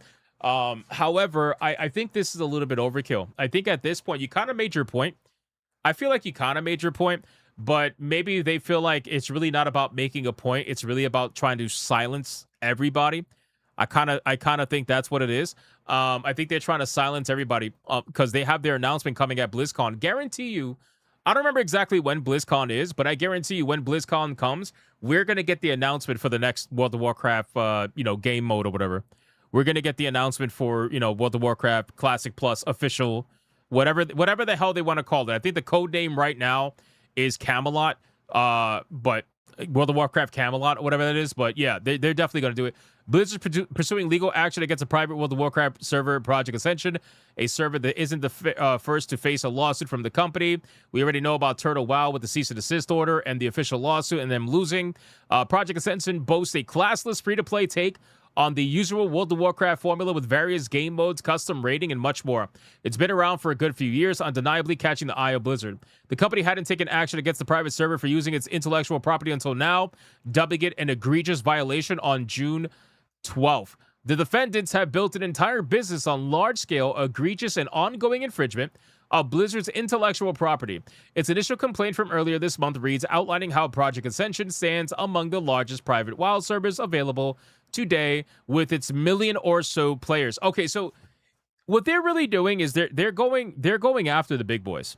All right, they're going after the big boys. They're going after the ones that have millions of players, the ones that they can look to essentially blame for why their game probably has less players. They're trying to take down the biggest ones so that the smaller ones basically run away in fear. It's kind of what's going on, in my opinion. And these bigger servers, I don't think they even realize if letting you exist doesn't mean that they essentially give you permission. I think people forget that. People think that the longer they're allowed to exist on a private server, that is somehow Blizzard giving them permission to exist. That's not true at all. Blizzard's biding their time with, especially Microsoft now, they're biding their time and they're letting you essentially bury yourself by essentially creating a business around their IP by letting you get larger and larger in scale. And then when you're large enough, they'll take you down and take everything that you essentially worked on for making that particular server as big as it was. If you're just a small fry private server, they're not really going to care. They're going to wait and see if you get big enough to be worth going after. Otherwise, they don't really give a shit. But the ones that have millions of players like this one and Turtle WoW especially, yeah, they give a shit about those. They definitely give a shit about those. A few days ago, Blizzard followed up with the summons request, and now the clock is ticking. As per the new request, the creators behind Project Ascension have 3 weeks to respond. A lawsuit has been filed against you. Within 21 days after service of the summons on you, not counting the day you received it, you must serve on the plaintiff an answer to the attached complaint or a motion. It concludes if you fail to respond, judgment by default will be entered against you for the relief demanded in the complaint. I don't even know if they're going to respond at this point. It would be really, really, really stupid of them not to respond. But at this point, I really don't know what they're going to do. If they do respond, they'll probably be like, hey, we're sorry, we'll stop. I would not be surprised if within the next month or so, we're probably going to have an announcement by Ascension that they're closing down. Kind of similar to Turtle WoW. Because remember, Turtle WoW, when they first responded, they tried to respond to Blizzard publicly. You don't want to do that, bro. They tried to respond to Blizzard publicly, and they're like, hey, Blizzard, we're willing to work with you. What the fuck do you mean you're willing to work with? You're taking their game. They need to be the one that is willing to work with you, not the other way around. But, yeah, they tried to respond publicly, which I remember when they did that, I was like, dude, that's not going to end well. That is not going to end well, bro. You're trying to negotiate in the eyes of the public? You're trying to take the court, You're trying to take the court system and apply it to the public domain. Like that's not gonna work, bro. Like you need to work on defending yourself in the court of law. But anyway, so all this begs the question: what's next for Project Ascension? They're getting shut down. There's no doubt about it. Will it face the same fate as Turtle WoW and Stormforge? Yes. Again, I don't mean to be so like straightforward with it, but that's just what it is. If you're playing on Ascension, just get ready to lose all your stuff, because that's what's going to happen. Honestly, I can't see the server dodging Blizzard's legal wrath here, no matter how I spin it in my head, but I suppose only time will truly tell. Here's the problem with this, right? So, like, every single case that Blizzard wins in this regard only makes it easier for them to win the next case on the same exact thing. So they've already sued 2 other private servers and gotten them taken down. The third one is just going to be easier than the first one. And then the fourth one and the fifth one is just, this is going to be child's play at this point. They're going to have an entire legal history showing that multiple times it was voted in their favor, multiple times they were actually right to protect their own property and stuff like that. And no matter what people say, they really don't have a legal ground to stand on, unfortunately. So that's just what it is. Just ignore them. It'll be fine. Yeah, no, it won't. No, it won't. You don't want to, bro, ignoring essentially Microsoft. I know it's Blizzard, but you know what I'm saying? Like, ignoring Activision, Blizzard, and Microsoft when they come at you with a summons, yeah, it's not exactly going to go over very well. You can't ignore it. You got, like, the professional thing to do is to answer. Even if you plan to, like, say, okay, I'll take it down or whatever, like, you still have to answer, you know? But yeah, I think it's pretty interesting overall. And it's unfortunate, but there's not much you can do about this, man. Blizzard is doing this to ramp up for BlizzCon. Straight up. Yeah, don't pull a Frogan. Exactly. Don't pull a Frogan. Blizzard is ramping up for BlizzCon. And I'm telling you right now, mark my words, there will be an announcement for some sort of World of Warcraft Classic Plus server. They're going to, whatever it's going to be called, it's going to be announced. And this is why they are taking all these private servers down. That's it. You're basically, the useful idiots are no longer useful. So they use the private servers to gain ideas from. Let's be real. That's kind of the part of the reason why they let you guys stay around for so long. They let you guys do the brainstorming, and they take your ideas and they put it in the official game, and then they shut you down after the fact. That's what's going to happen here. I guarantee you a lot of what you see in the Classic Plus official World of Warcraft server is going to have a lot of what these private servers had. I promise you. It's going to be that way. So anyway, we'll see how this goes. But yeah, if you're playing on Ascension, I would probably kiss your stuff goodbye at this point. So let me resume TTS really quick. I think there was one that came in, and then we'll keep going. Cancelled my steamed machine. Getting a Hypno laptop. Getting a Hypno laptop? I don't know what kind of laptop you're getting, but it's definitely not one branded with my name on it. Definitely not that. Shout out to Seabird, though. Thank you for the 2. Appreciate that, brother. Hashtag Cortana. Blue bees. Blue bees. What the Blue bees. Liara and PP got the blue bees. What the fuck? Ain't got time for a scuba suit. Keela, goodbye. Ron, are you okay? What the fuck was this, man? What Holy shit. Was that English? Was that English? The fuck? It's crazy. Hypnotic, you're literally sitting with a laptop branded Hypnocast. I have no idea what you're talking about. Anyway, all right. Pausing TTS. Let's keep going. All right, boys. Let's talk about PlayStation. We're gonna cover one of the major stories right now. Let's cover PlayStation. You guys ready for this? Of course you're ready. You guys are born ready. You guys are born ready for this shit, man. The only solution is to not play WoW and not let Activision Blizzard get your money without respect. We reject. I mean, that I get that. I definitely get that. I think that Blizzard is adopting the ideology that PlayStation's also adopting, which we're going to go over in a second, which is if we take away XYZ thing that people prefer, that means that people will come play our thing that they don't prefer.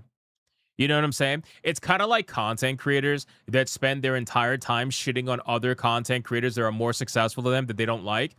And in their mind, they think that if they somehow shit on those content creators, that that's somehow going to convince their viewers that they're jealous of to go over to them to watch their channel instead and give them money and give them views and give them everything. That's what they think. Like envious people, that's how they think. Like envy is some of the one of the worst things that you could be afflicted by in this world. I tell people that all the time. Envy is awful. It's awful. And you'll have people that are just out there thinking like all they got to do is just All they gotta do is just shit on, like, just shit on the person and just hope they just, like, die. And somehow that means that their viewers are gonna come watch me now. You know, their viewers are gonna come support me now. It's like, bro, really? Is that what we're doing? Okay. I mean, rock on, I suppose. It is what it is. Anyway, let's keep going. TTS is paused. Guys, let's talk about PlayStation. We got to cover PlayStation, man, because holy crap. Some interesting stuff has just recently went down. So Sony just had an investors call. And this is the most interesting time to have an investors call because we all know what's going on with the hardware.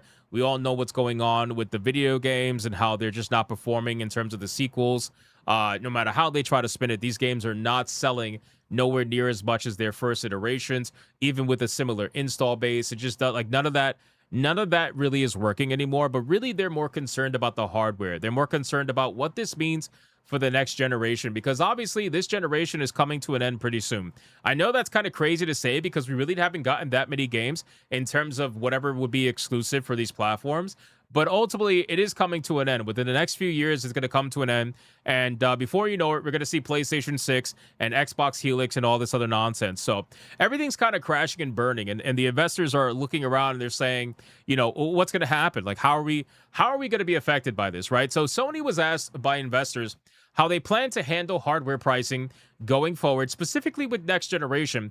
And here's what Sony said. Before we get into what they said, I'm going to tell you what I think is going to happen here. Sony and Xbox and Nintendo, they have found their golden goose, okay? They have found their golden goose, and this golden goose allows them to continue to raise prices all throughout the life cycle of a particular piece of hardware instead of doing what they had to do before, which was discount the hardware in order to move it, right? They have found their golden goose, and I'm telling you right now, they're not going to let it go. They're going to fight tooth and nail to ensure that they can keep doing this for the rest of their existence. Just what it is. There's no way on God's green earth that these companies that have raised the price like 4 times now, I think it's like 4 times, they've raised the price 4 times, 3 to 4 times on their consoles, right? Not Nintendo. Nintendo did it, I think, once. But PlayStation and Xbox, like 3 or 4 times. There's no way that they're now going to be like, yeah, on the next generation, we're not going to do that. No, they're absolutely going to do that. 100%. But anyway, let's see what they said. So they said, as for pricing, it is not realistic for us to absorb all component cost increases. Hold on. Time out, boys. Time out. So I want to give a shout out to the console fanboys. They were shitting on the Steam machine and yelling at Valve and complaining that they didn't take a loss on their Steam machine. And they were like, well, you know, PlayStation and Xbox takes massive losses on their machines, you know, because that's what bro, they haven't taken a loss in quite a while. And here they are actually telling you that it's not realistic for them to absorb that massive amount of losses. It's not realistic for them. So they've gotten to the point now where they're slowly but surely increasing the price of the systems because they want the price of the systems to further match what they're investing in the systems, right? Think about this. The rumor right now is that PlayStation 6 has an estimated cost, you know, to create of almost $1,000, right? I think it was like $980 or something like that. That's how much it supposedly costs to create a PS6 with its current hardware that it has, right? So almost $1,000 just in cost as it is, which means that the cost was lower for the PlayStation 5, especially throughout its life cycle, and yet somehow they kept raising prices close to that $1,000 already, which means that they've been making a profit, or at the very least been breaking even, and then taking all this extra money that they get from subscriptions and basically, you know, making all their money there. It's kind of how this is going. But anyway, let's just talk about this. So they've already implemented some price increases outside of Japan. Yes, some price increases. Okay. At present, however, sales are proceeding as planned, and we do not believe this has led to a decline in customer demand. So they're essentially saying that they've increased the price a few times already, and PlayStation users have responded by continuing to give them money and continuing to buy the PlayStation 5 and continuing to support them. So for them, they don't see a reason to essentially worry about this. Like, it hasn't really affected anything.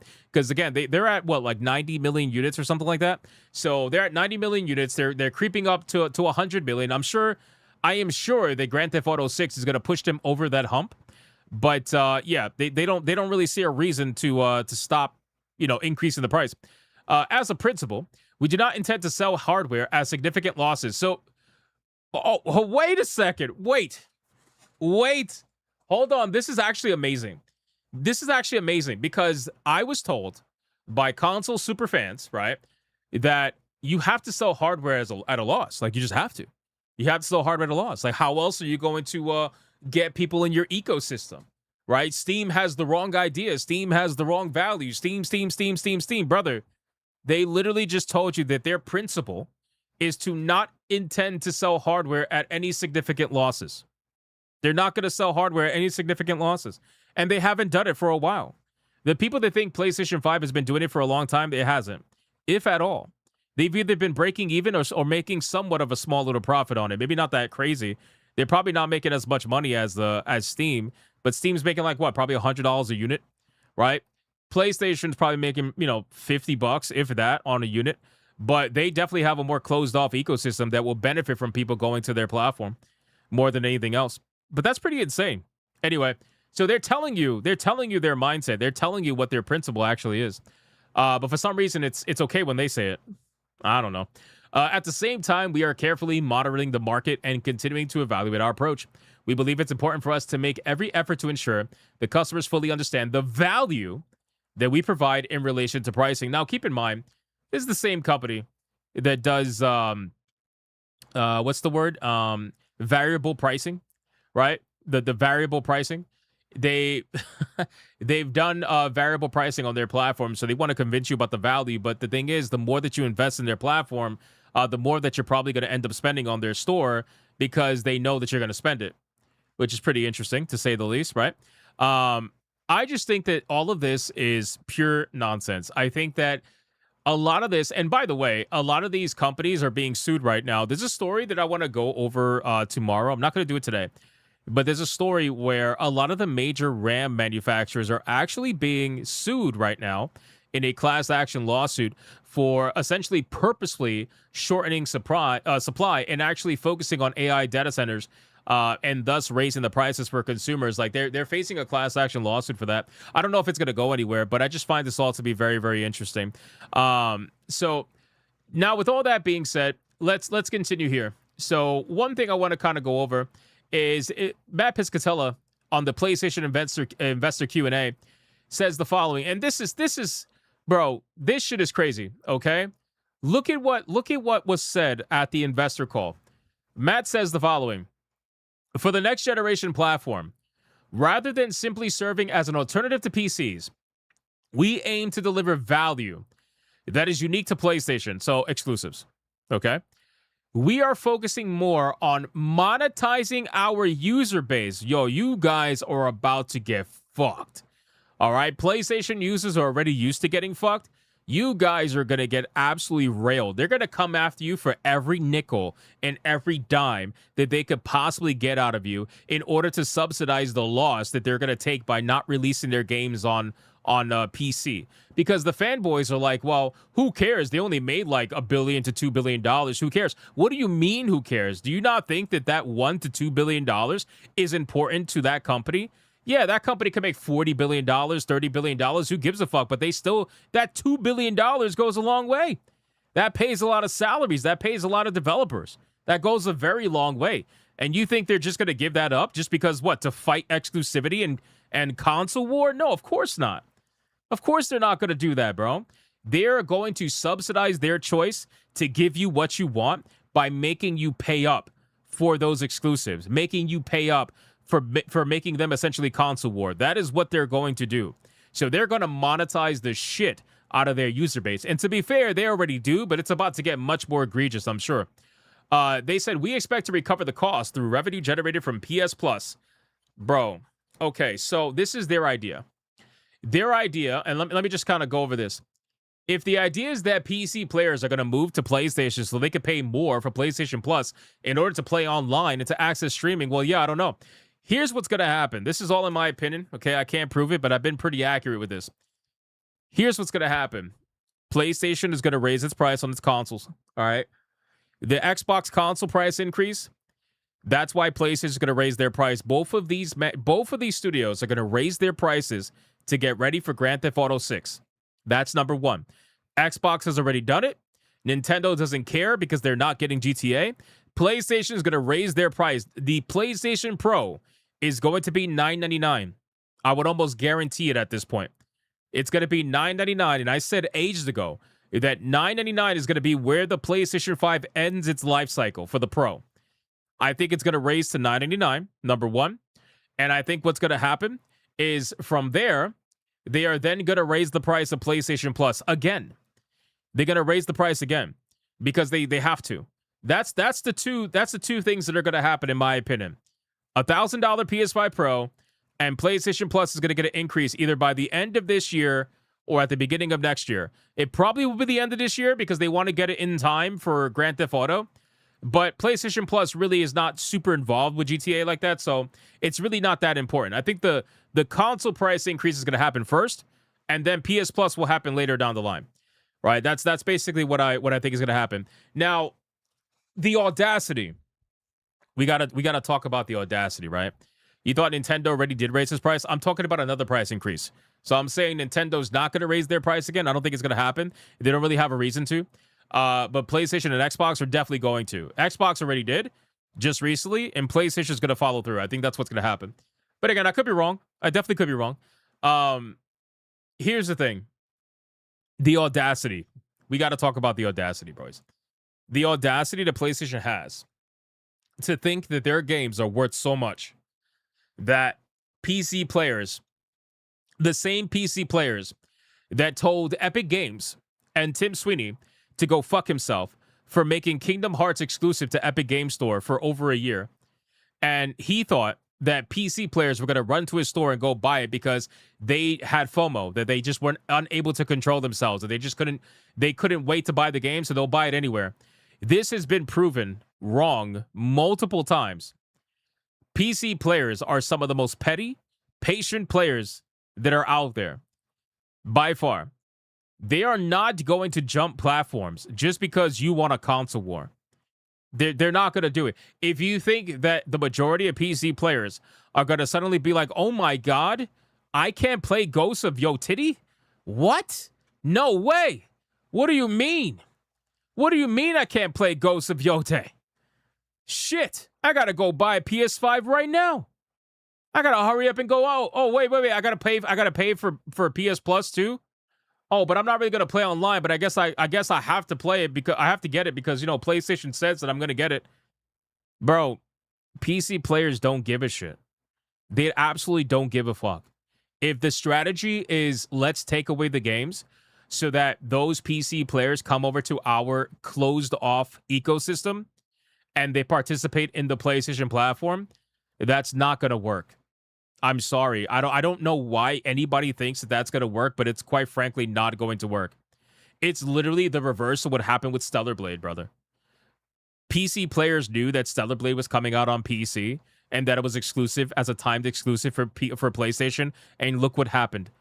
Look what happened. Stellar Blade sold gangbusters on PC. It sold the same amount that it did in a year on PlayStation in 3 days on PC. In just a few days. It's not even close. Why do you think Shift Up decided to abandon the exclusivity contract with PlayStation and go open-ended with the sequel? Why do you think that's happening? It's because they realized that, you know, there's no point in going exclusive with PlayStation. There's no benefit. So I think that's, honestly, I think this strategy is wild. And the only ones that seem to think this is going to work are the console fanboys that don't actually participate in Steam, right? I'm not talking about regular console players. I'm talking about the fucking psycho fanboys, the people who are like, yeah, this is definitely going to work. Let's deny them. Let's deny them the game and make them join us in order to be able to play this game that they all want to play. They want to play it. We think they want to play it, so they want to play it. We don't give a fuck, bro. We don't give a fuck about Ghosts of Yo Titty. We don't give a fuck about Intergalactic, the Heretic Gay. We don't care about that. Literally nobody cares about that. And if anybody does care about it, the little bit of PC players that care about it, chances are they already have a PS5, so they'll just go buy it over there. They'll just go buy it over there. But the majority, like over 98% plus, are going to be like, I don't give a shit. Especially when we have the most games by a long shot, and most PC players have a backlog that is probably going to last longer than their own actual lives. I don't think they give a fuck. Straight up. I don't think they care. So again, guys, I don't know why people think like this, but this is just what it is. What can I say? They're going to continue going down this path. So anyway, then we also have this amazing story. This is actually amazing. This kind of goes into why I think that they are so desperate to get off the PC platform. You know, they want to sell you stories. They want to sell you these victory stories that later down the line, when the investors' calls come, they start to not quite be the same. Ghost of Yote was such a hit that the actual Japanese region of Hokkaido is getting official merch amid a tourism rush, highlighting areas from the game.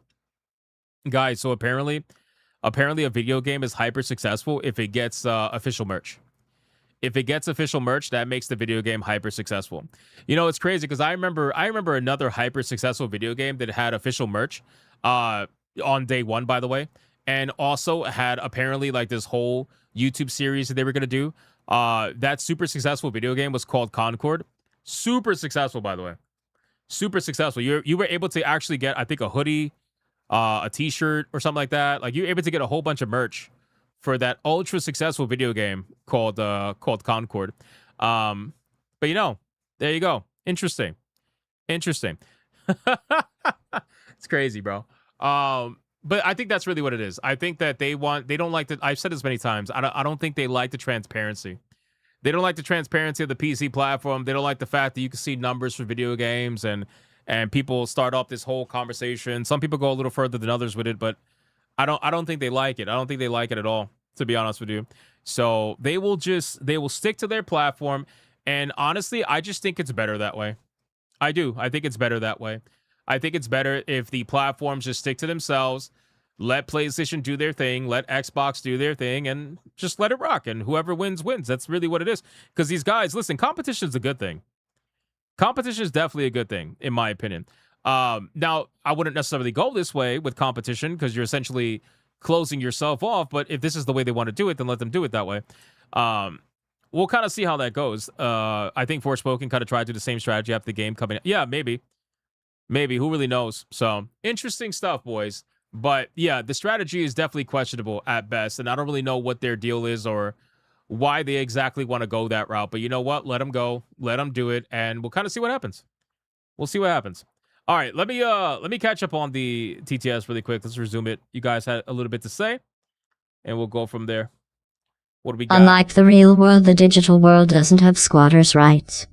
So you are gonna lose all your shit when the upholders get hungry, and you get fat enough for them to notice. True. That's exactly what happened with Blizzard. True, 100%. Hashtag Cortana. Thank you, Speedy K. What do you call a cow with no legs? Ground beef. What? Oh, come on, bro. Why did Xbox cross the road to render the other side? Okay, that was kind of funny. That was kind of funny. I'm not gonna lie to you. That was kind of funny. Hypnotic, you have completely right about Valve, the Steam machine. I agree. I just saw Bleach Type in theaters. It's great. Oh, nice, man. 1,000-Year Blood War. Very nice. Very nice. Yeah, I want to watch that in theaters Cortana. too. Thank you for the five. Fanboys Appreciate are that. pathetic and should never be taken seriously. Many need a for a wake-up call because brand loyalty is an illness. You know, I don't think... I'll come back to that. Thank you for the five. A wise man once told me envy is the thief of joy ... And Hypno is the thief of combination fried rice with sweet and sour W-O-OK. I eat ... What? I warned you last time, and now no more wet market for you. What the fuck? Why couldn't it say Wookiee? Why couldn't Wukong say Wookiee, bro? What the fuck? That's weird. Speedy Cake, thank you for the 10. That it spelled out Wookiee. Why? That's crazy, bro. And they say AI is smart. Come on, man. You can't say Wookiee. That's crazy. Fanboys are pathetic. Never should be taken seriously. Many need a slap wake-up call because brand loyalty is an... So listen, man. In a regular world, and unfortunately we don't live in a regular world, right? In a regular world, though, like, being a fan of a brand is not a bad thing, right? Being a fan of something that has given you things that you enjoy over a long period of time, thus turning you into a fan, is not necessarily a bad thing. The problem is when people take it so far. The problem is when you cannot see the negatives that that whatever you're a fan of is so obviously there. Like, because what people think now, for some reason in today's world, people think that if you criticize something, then you're not allowed to be a fan of that thing. In order to be a fan of that thing, you have to be a blind fan. I don't think that's the right way to go about it, right? You could be a fan of something, you could like something, but you can also criticize it and hold it to a certain standard. Like you don't have to just bend over just because you're a fan of it, right? I don't think that's the smart way to go. It's kind of like what's happening with Grand Theft Auto. You're seeing a lot of that. Sorry, I had to cough. You're seeing a lot of that. Hold on. I drink water. You're seeing a lot of that, right? With Grand Theft Auto. So GTA is experiencing that where people are like, well, you're just a brokey if you can't afford this egregious, Ultimate Edition that is very clearly the base game. But, GTA didn't want to be honest with you and tell you this is the base game. So they basically sold you an $80 fucking half-assed version of the game. And then like the real game is $100. You know what I'm saying? It's like you can criticize that and still be excited for GTA. You can criticize that and still say that you want to play the game. Like there's nothing wrong with that. There's nothing wrong with being like, yo, that's fucking greedy, bro. That's pretty fucking greedy. That's pretty egregious. Like you guys, I honestly would have respected Rockstar more if they would have just said it's $100 game. Straight up. I said that on the stream the other day. I really feel like if you were just honest about it, be like, yup, this is the standard. We want the standard experience for everybody. This is the game. It's $100 video game. We've put $2 billion worth of effort into this game, and we feel like it's worth 100, and the market's gonna decide whether or not it's worth 100. Just rock with it. You know what I'm saying? But it's fine. I get it. #Taileye. I get it. But aren't you a giant fanboy of PC? How exactly, Dan? It's so funny. Dan always says this, and then we get into arguments. He can never explain why. He can never explain. Yo, Janarthis, $25. Well, 25 euros still. Thank you so much. I appreciate that, Janarthis. Voting for Tally. T-Jab, if we could get a, what do you call it? If we could get a tally, no pun intended, of the numbers and let us know where we're at with the battle right now between Cortana and Tally, let me know. But it was pretty close last I checked, so we'll see. We'll see how it goes. Yeah, Dan, if you could just tell me, like, how exactly is that like a thing? Let me know. If you could do it semi-quickly, because I gotta move on to the next topic. But yeah, let me know. I'm down to like talk about it. You could go tally for tally, titty for titty. Yeah. Hasbro forwarded his apology tour needs an apology. Yeah, seriously. Actually, we could do a fast topic while Dan is figuring out what he wants to say. We could do a fast topic real quick. Bleach type. The Calamity leaves theaters after today in my area. It will start to air on July 28th on Hulu and Disney+.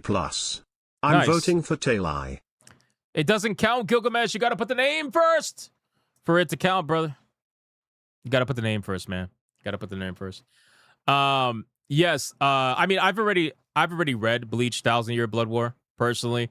So I'm not really like, for me, you guys know I don't really watch anime that much. I'm much more of a reader. Much more of a reader personally. But yeah, like the animation looked really sick. I'm not gonna lie, like, animation looked really sick, and it's definitely something that I would see in theaters. I know they also got like a Tally's Oravas Normandy. Oh shit. She loves Shepherd. She does. Thank you, Benjamin. Appreciate the 2, brother, and thank you, Gilgamesh, again for the 5. I know they're doing like a Studio Ghibli thing where they are. Wow, it's only $8 difference between Cortana and Tally right now. Holy shit, that's crazy. Yeah, like I know they're doing a Studio Ghibli like marathon where they're going through all the Studio Ghibli movies in the theaters, but they're doing it like over last few Bleach weeks. air on July 25th on Hulu. Does it really? Holy shit, man. I have 1,000-Year Blood War on Blu-ray. But the first part. I have the first part. I got to get the second part, you know? #Cortana yeet. Damn, McKee with a 10 for Cortana. Thank you, sir. Appreciate that. Legend, man. Let me check Rumble really quick. Rumble, we are good. I don't see anything over there. GDR is very much a brony. Oh, no. I also like those Birdo characters from Mario with a cylinder sock on its face. Oh, my God. GDR, thank you for the 5. Appreciate that. Dan says, I'm just asking if you're a fanboy, PC fanboy. I'm not hitting. I mean, but you said, aren't you a PC fanboy? So that's pretty much assuming, like, that's assuming your stance, you know? And this is not the first time I've seen you say that. But again, my question to, if you're not hating, I don't really care if you're hating or not. My question was, if you think I'm a PC fanboy, explain how I am a PC fanboy in your eyes. That's what I'm curious. If you could kind of like discuss that, I'd be curious to see what your thought process is on that. Like, why do you think I essentially act the same as these PlayStation and Xbox fanboys? That's what I would like to see, for sure. If you could definitely say that, that'd be great. We're gonna go over a fast topic in the meantime. I'm gonna keep the TTS on, but we did hit tier 2. Holy shit!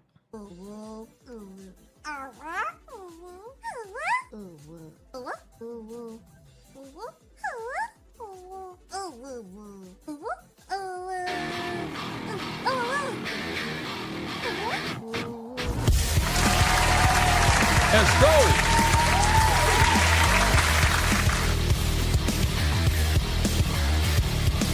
Let's fucking go, boys. Shout out to you guys. Thank you so much. Appreciate that. Thank you. I appreciate that very much. Dan says, I don't care what you play on. Just seems like if someone plays on console, they get shit on. You're my favorite YouTuber. I donate to you. I'm not trying to get banned. I'm not gonna ban you. I'm literally just talking to you, bro. I'm not gonna ban you. God damn, people are traumatized. I'm not gonna ban you. So the what do you call it? In terms of people, if they play on console, they get shit on. That's not the case at all. Again, you're GDR votes for Friar, and even though you clearly prefer the Futers, Hypno, you busted it. I don't prefer Fudas. Stop lying, GDR. Sonia, how's everyone doing? Devilish face emoji. What's going on, man? First off, no, I don't prefer Fudas. That is an absolute lie. Secret Final Boss, thank you for the 2. Appreciate that, man. Tanya Raven with the 10 coming in. I don't know if it's going to read it because the Sonya voice acts funny sometimes. Hashtag Cortana. There it goes. I think Dan called you a PC fanboy because that's the only platform you choose to play. Let's go. Gorgeous. Hypno is a PC fanboy. Did you fuck that up? Hypno is a PC fanboy. PC from the back, I bet. Tanya got felted. Hashtag Zoravas Normandy. Thank you, Tanya. Thank you. Oh, fuck. We were doing so good. We were doing so good, man.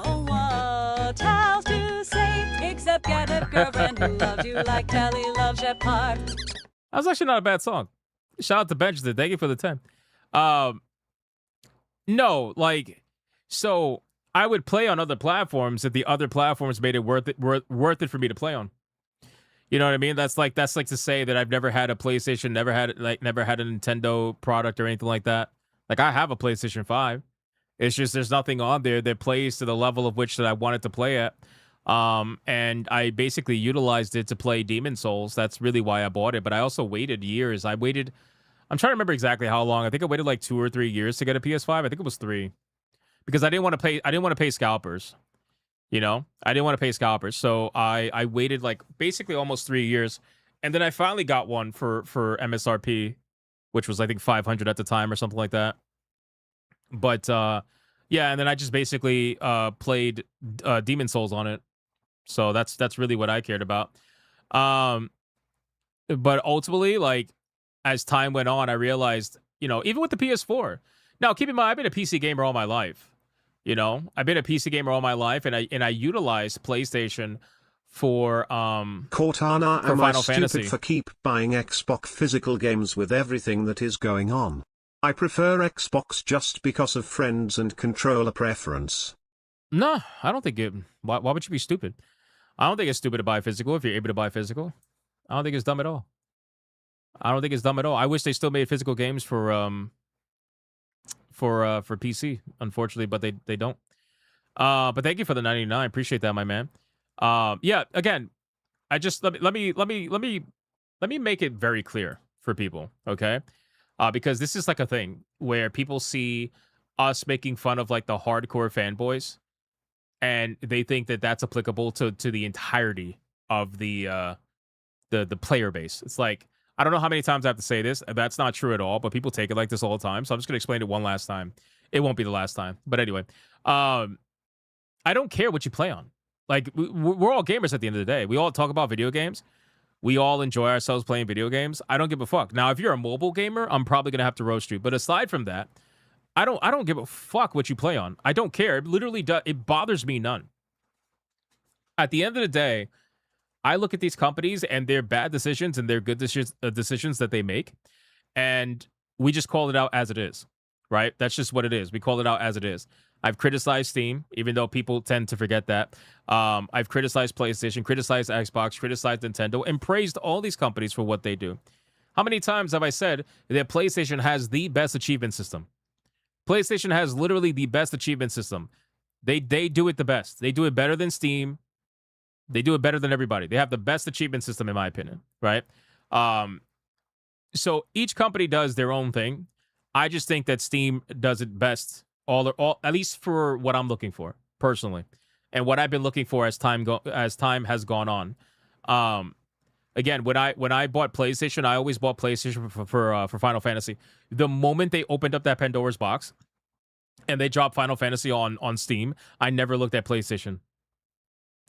That's why, like, for me, and even if they didn't do that, I still probably would have not even looked at PlayStation, because there is just so many video games available now and so many different franchises that I'm just not tied to that one franchise like that anymore. You know, but that's just me personally, you know? But what can I really say aside from that? But yeah, like, I don't care what you play on. I don't care if you play on PlayStation. I don't care if you play on Xbox. But the moment we start criticizing those companies, if you get offended over us criticizing those companies, you just might be trickling towards fanboyism. Straight up.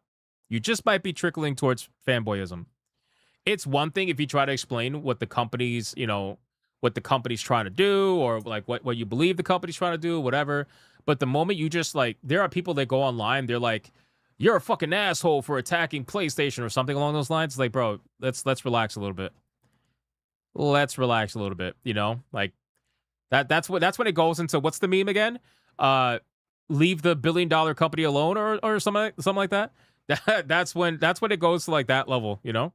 The biggest is that as time passes, the newer gen kids miss out on the old standards like owning / installing games and reading the manuals. Yeah, you know, it is kind of sad. It is kind of sad, man, where you see younger people and you know that they're never going to have the experience that we did as a kid. And I know for them it doesn't matter because they never experienced it, so they don't get it. You know what I'm saying? Like, they don't understand it. But it does kind of suck, man. Like, I remember opening up the boxes, getting the manuals and all that shit. It was amazing. You know, or like reading gaming magazines and getting demo discs. You know, like, getting demo discs was fucking awesome. You know, I don't think that, like, that was one of the best experiences. You know, me playing Final Fantasy VII on PC for the first time was on a demo disc from PC Gamer way back when. I remember that. I remember that disc.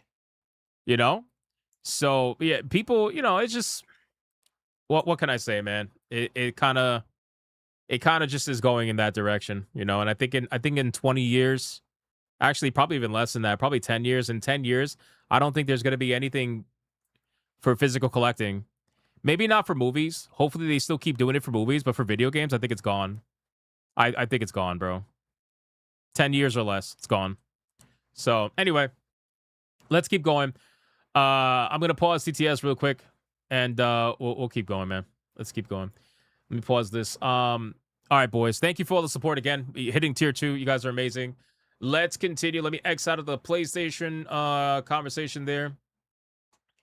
And let's go to Xbox, man. This is crazy. This is crazy. Actually, you know what I'm going to do? I'm going to probably remove my ears for this. Hold on. Yeah, I'm going to remove my ears for this. This is going to be a main story. All right, guys. You identified as the... No, you don't. No, you don't. Leave Britney alone. Leave Britney alone. Leave her alone. I remember that video. Is that guy even alive anymore? Is that dude even alive anymore, bro? Leave Britney alone. Well, I don't remember that guy's name. Speaking of demo discs, did you see that Guitar Man is not available for sale at $99 on PlayStation? No, I did not. Setsuna says, "Do the old games for the first PlayStation though. Spyro would be the demo for Crash, and Crash would." Yeah, true. Somebody gift him Dream Daddy? No, they've already tried that. No. All right, let's talk about Xbox. Guys, we need to speak about Xbox because what's happening with Xbox is not good. Okay, it is not good. There is a bloodbath going on with Xbox. There is a lot of rumors going around with Xbox right now, and we got a little bit of a story here that I want to go over, talking about the potential of Xbox. Apparently, again, this is all rumors, so please take this with a grain of salt, but apparently, Xbox is in discussions with certain third-party video game studios to completely remove them from Game Pass. Now, this is pretty huge, okay? Considering that if this is even true, and I don't know if this is true, but this started off as an odd rumor, but then it's basically picked up steam. You got people like Jason Schreier chiming in on this and whatnot now. So this is definitely seeming more legit as time goes on. But the third-party studios were there to essentially pad Game Pass. You know, they would essentially pad Game Pass and release, you know, just a ton of video games on Game Pass as much as they possibly could. And at this point, I think Xbox is trying to cost cut so much that they're willing to offer less video games on Game Pass if it means that they could save a ton of money, not subsidizing these studios, right? Like, I think that they are absolutely subsidizing some of these studios, not all of them. And the Game Pass deal, from what I understand from these studios, it really wasn't that great. You would barely make any money unless you were huge on Game Pass, but even then, you really wouldn't even get that much money from it, right? So let's talk about it and let's kind of see what's going on. So the original story was that Microsoft might supposedly hit a pause on signing any more third-party Game Pass deals. Presumably, it's doing this while restructuring Xbox, as it's reported to be doing. But it will open the checkbook again after? Maybe. Who knows? The news comes from former Raw Fury sales and business developer officer Fernando Rizzo, now a partner at game commercial advisory company Caboodle, talking on a podcast that he co-hosts called The Business of Video Games.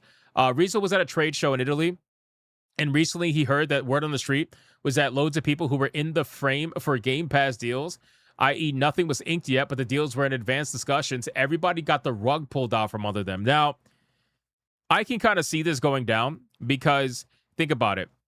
If Xbox is currently restructuring and they're trying their best to desperately save money, right? If they're at that point in their business, why would they be looking to sign any new contracts right now? I think what they're trying to do is, like Asha Sharma said, just have a complete reset. If you want to talk about gaming crash and everything, I think Xbox is going to be the first victim of that crash. I think they are going to reset so hard that it's actually going to surprise a lot of people. This Xbox reset that we're seeing is going to be bigger than anything we've seen from any other studio. We've kind of already seen that, considering all the people that have been fired lately. Now, PlayStation was like, hey, hold my beer. We're going to let go of 300 people from Bungie. But the point is that Microsoft is a huge company. Xbox is huge. And the amount of studios that they're closing down, rumoredly, and a lot of people that they're firing is, you know, it's insane. So, anyway. Now, he says that I don't think Game Pass is over, given that the new incoming leadership have talked a lot about Game Pass. I don't think it's over either, by the way. I just think that they need to figure out how this is going to actually be profitable, because Xbox and Game Pass as a whole just has not been profitable. It hasn't been. Like, you have a lot of super fans that told me I was wrong about this and everything, and then lo and behold, I wasn't. Like, Xbox is just not profitable. The entire design, with the amount of subscribers that they have, they initially wanted 100 million subscribers for Game Pass, and they ended up with like 33. They're 1/3 of where they wanted to be. And people were like, yeah, this is totally profitable. It's not. Like, Game Pass, unfortunately for them, just didn't go where they thought it was going to go. So now they have to pivot. They have to figure out what they're going to do to try to make up for it. But yeah, I don't think Game Pass is over. He says, I think they're on pause. I think they're figuring it out. That's my read anyway. For the time being, it seems like Game Pass deals. We just did one at Caboodle earlier in the year, and I get the feeling that we might have been the last of the ones that did. Now, Xbox is currently being reset, according to Asha Sharma, who took over in February from Phil Spencer and Sarah Bond. One of her first big moves was to discount Game Pass, most notably dropping the Ultimate tier from 23 to 17 euro, and trade-off being that Call of Duty would no longer be included from day one. But Game Pass seems to remain a key part of the business. The Xbox Summer Showcase in June consistently reiterated that Game Pass availability of games being shown. That's true.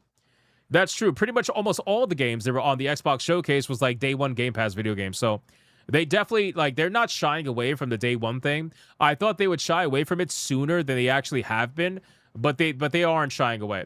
Now, the big kicker is GTA, which we're going to go over in a second.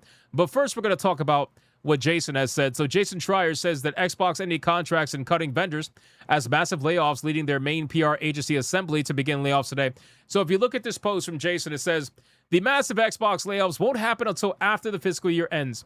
But the company is already ending contracts and cutting vendors. So Assembly, Xbox's main PR agency, is laying people off today. Now, I can understand why they're waiting to the end of the fiscal year. I get that. You know, in terms of numbers, they just got to make sure everything's copacetic. They got to make sure everything runs properly and all that. I get that. But this is going to happen. Like, they can try to delay this as much as they possibly want. But these layoffs, we're going to hear about it real soon. It is going to happen, and it's going to be probably thousands. This is going to be a massive, massive switch in the industry, and especially for Xbox. There's no way that it's not going to be. You know, and I know there are people out there that are like pissed that certain studios like Compulsion Games are getting essentially shut down or at the very least massively laid off.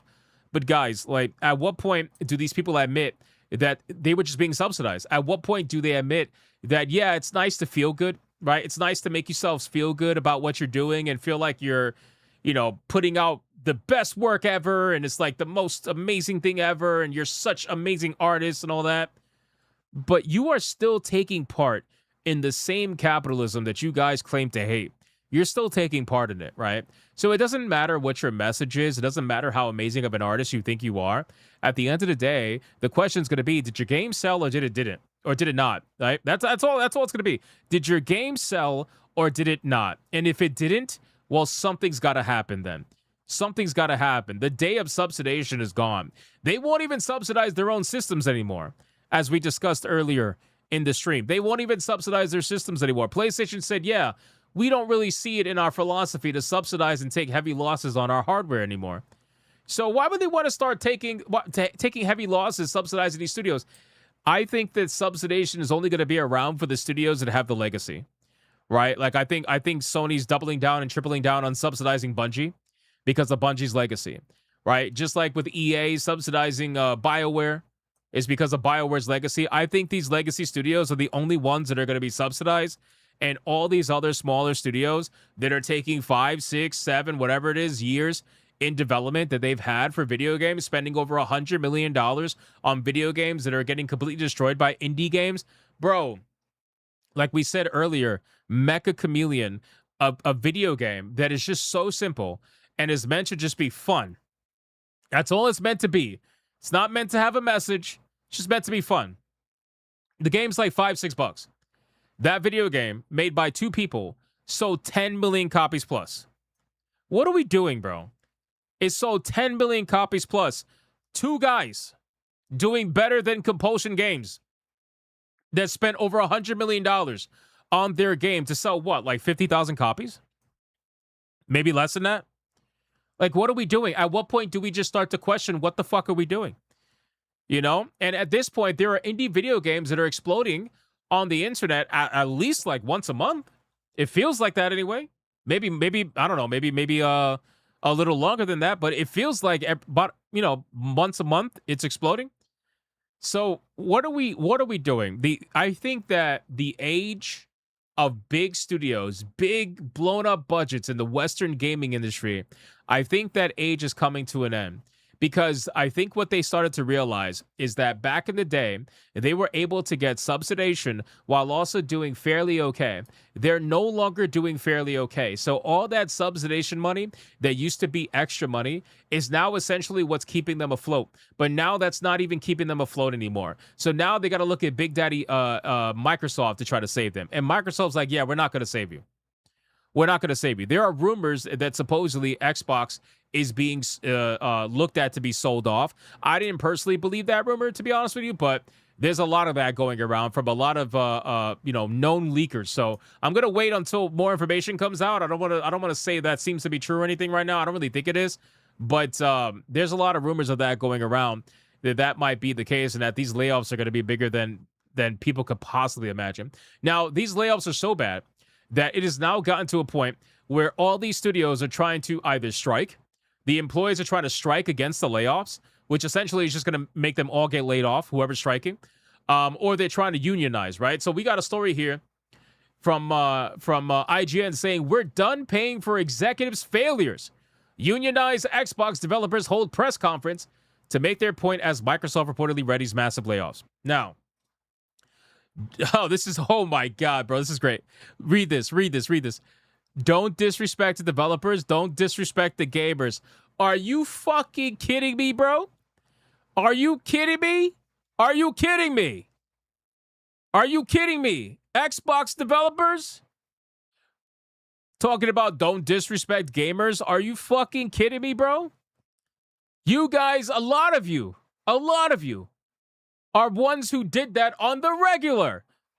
So now that you're fucking, like, the lack of self-awareness is crazy. So wait a second. So now that you're on the chopping block, now it's like, don't disrespect us and don't disrespect gamers. Listen, I'm not going to sit here and pretend like the executives don't play a major role in this. I feel like they do. I feel like the executives absolutely do play a major role. I feel like a lot of these executives have not cushy jobs, but like it's pretty cushy to the point where they know that if something goes wrong, they could just blame the developers and fire them. They'll still keep their jobs. They'll replace those developers with other developers, and that's it. You know, like most of the time, they don't really feel any, repercussions for how they run their studios. A lot of the executives, some of them do, and some of them do get fired. Like at Bungie, they just recently fired a couple of executives over there as well on Marathon and Destiny. So they did fire some. But usually the executives get off scot-free, right? Now, looking at all this nonsense, yes, I can understand that executives absolutely have a part to play in this, but there are some developers that absolutely also have a part to play in this. I mean, just the best example that I could give you right now is the art director over at Obsidian, who's still there, by the way. I want to be clear, still there, by the way.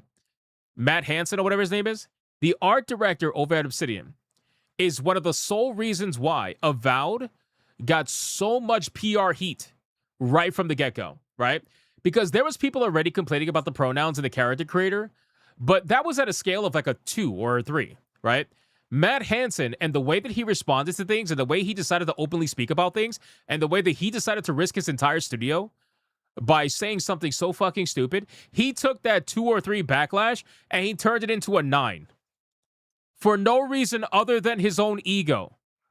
And he decided to attack Elon Musk and gamers as a whole at the time by saying that he couldn't wait to make Elon Musk personally upset with what's going to be in the video game. So he made people think that the game was going to have all this shit. He made people think that. He chose to do that. So we can't sit here and pretend like the developers are all innocent, because some of them are not. Right? Look at Compulsion Games, for example. I think it was the community manager, or whatever her name is, that basically like went on this racist tirade and talked about how much she hated gamers, white people, all this stuff. Like, why is all of this necessary? Why does all of this have to be a thing? It doesn't have to be this way. I keep saying this all the time. It doesn't have to be this way. You don't have to be at the point where you have, developers attacking gamers and vice versa. It doesn't have to be this way. There are relationships that players have with certain developers that is a positive one. Shift Up is probably one of them, right? Saber Interactive is probably another one, right? And Shift Up had controversy with the censorship that some people feel like PlayStation forced upon them. But at the end of the day, the game ended up being amazing. They ended up doing right later down the line by releasing those same outfits as different outfits, whatever. Anyway, the point is, you can have good relationships with developers and try to look forward to their next project. But the ones out here that are attacking people and being just overall fucking pricks and then complaining when people are being pricks back to them, it's like, bro, if you're going to be an ass, people are going to be an ass back. That's what it's going to be. And you immediately want to be an ass the moment you get criticism over the decisions that you make in your games. But the thing is, you're selling a product, so people are naturally going to have their thoughts about it. They're allowed to have their thoughts about it. Plain and simple. You're allowed to have your thoughts about a product that someone's trying to sell you. And then you'll have somebody, one of the developers, they'll be like, well, if you don't like it, don't buy it. Bro, they're a customer. Just because you feel a certain way about their politics or what you view to be their politics, because let's be real, you're usually wrong about that. But whatever you may view about them on a personal level, you're a game developer selling video games to gamers. You don't get to pick and choose who that gamer is. A gamer is going to potentially buy a video game whether you like it or not. The choice is whether or not the game is going to appeal to them. And you getting mad over them criticizing your trailers that are meant to draw in gamers, your trailers that are meant to sell video games to gamers, you get mad at them criticizing that stuff, and then you want to get personal about it. So then people end up getting personal with you getting personal, and then before you know it, it's a shit show. It's a shit show. So it doesn't have to be like this, which is why when I see somebody say don't disrespect developers and don't disrespect gamers, as a developer, you should probably think about that when you're selling a video game to a gamer.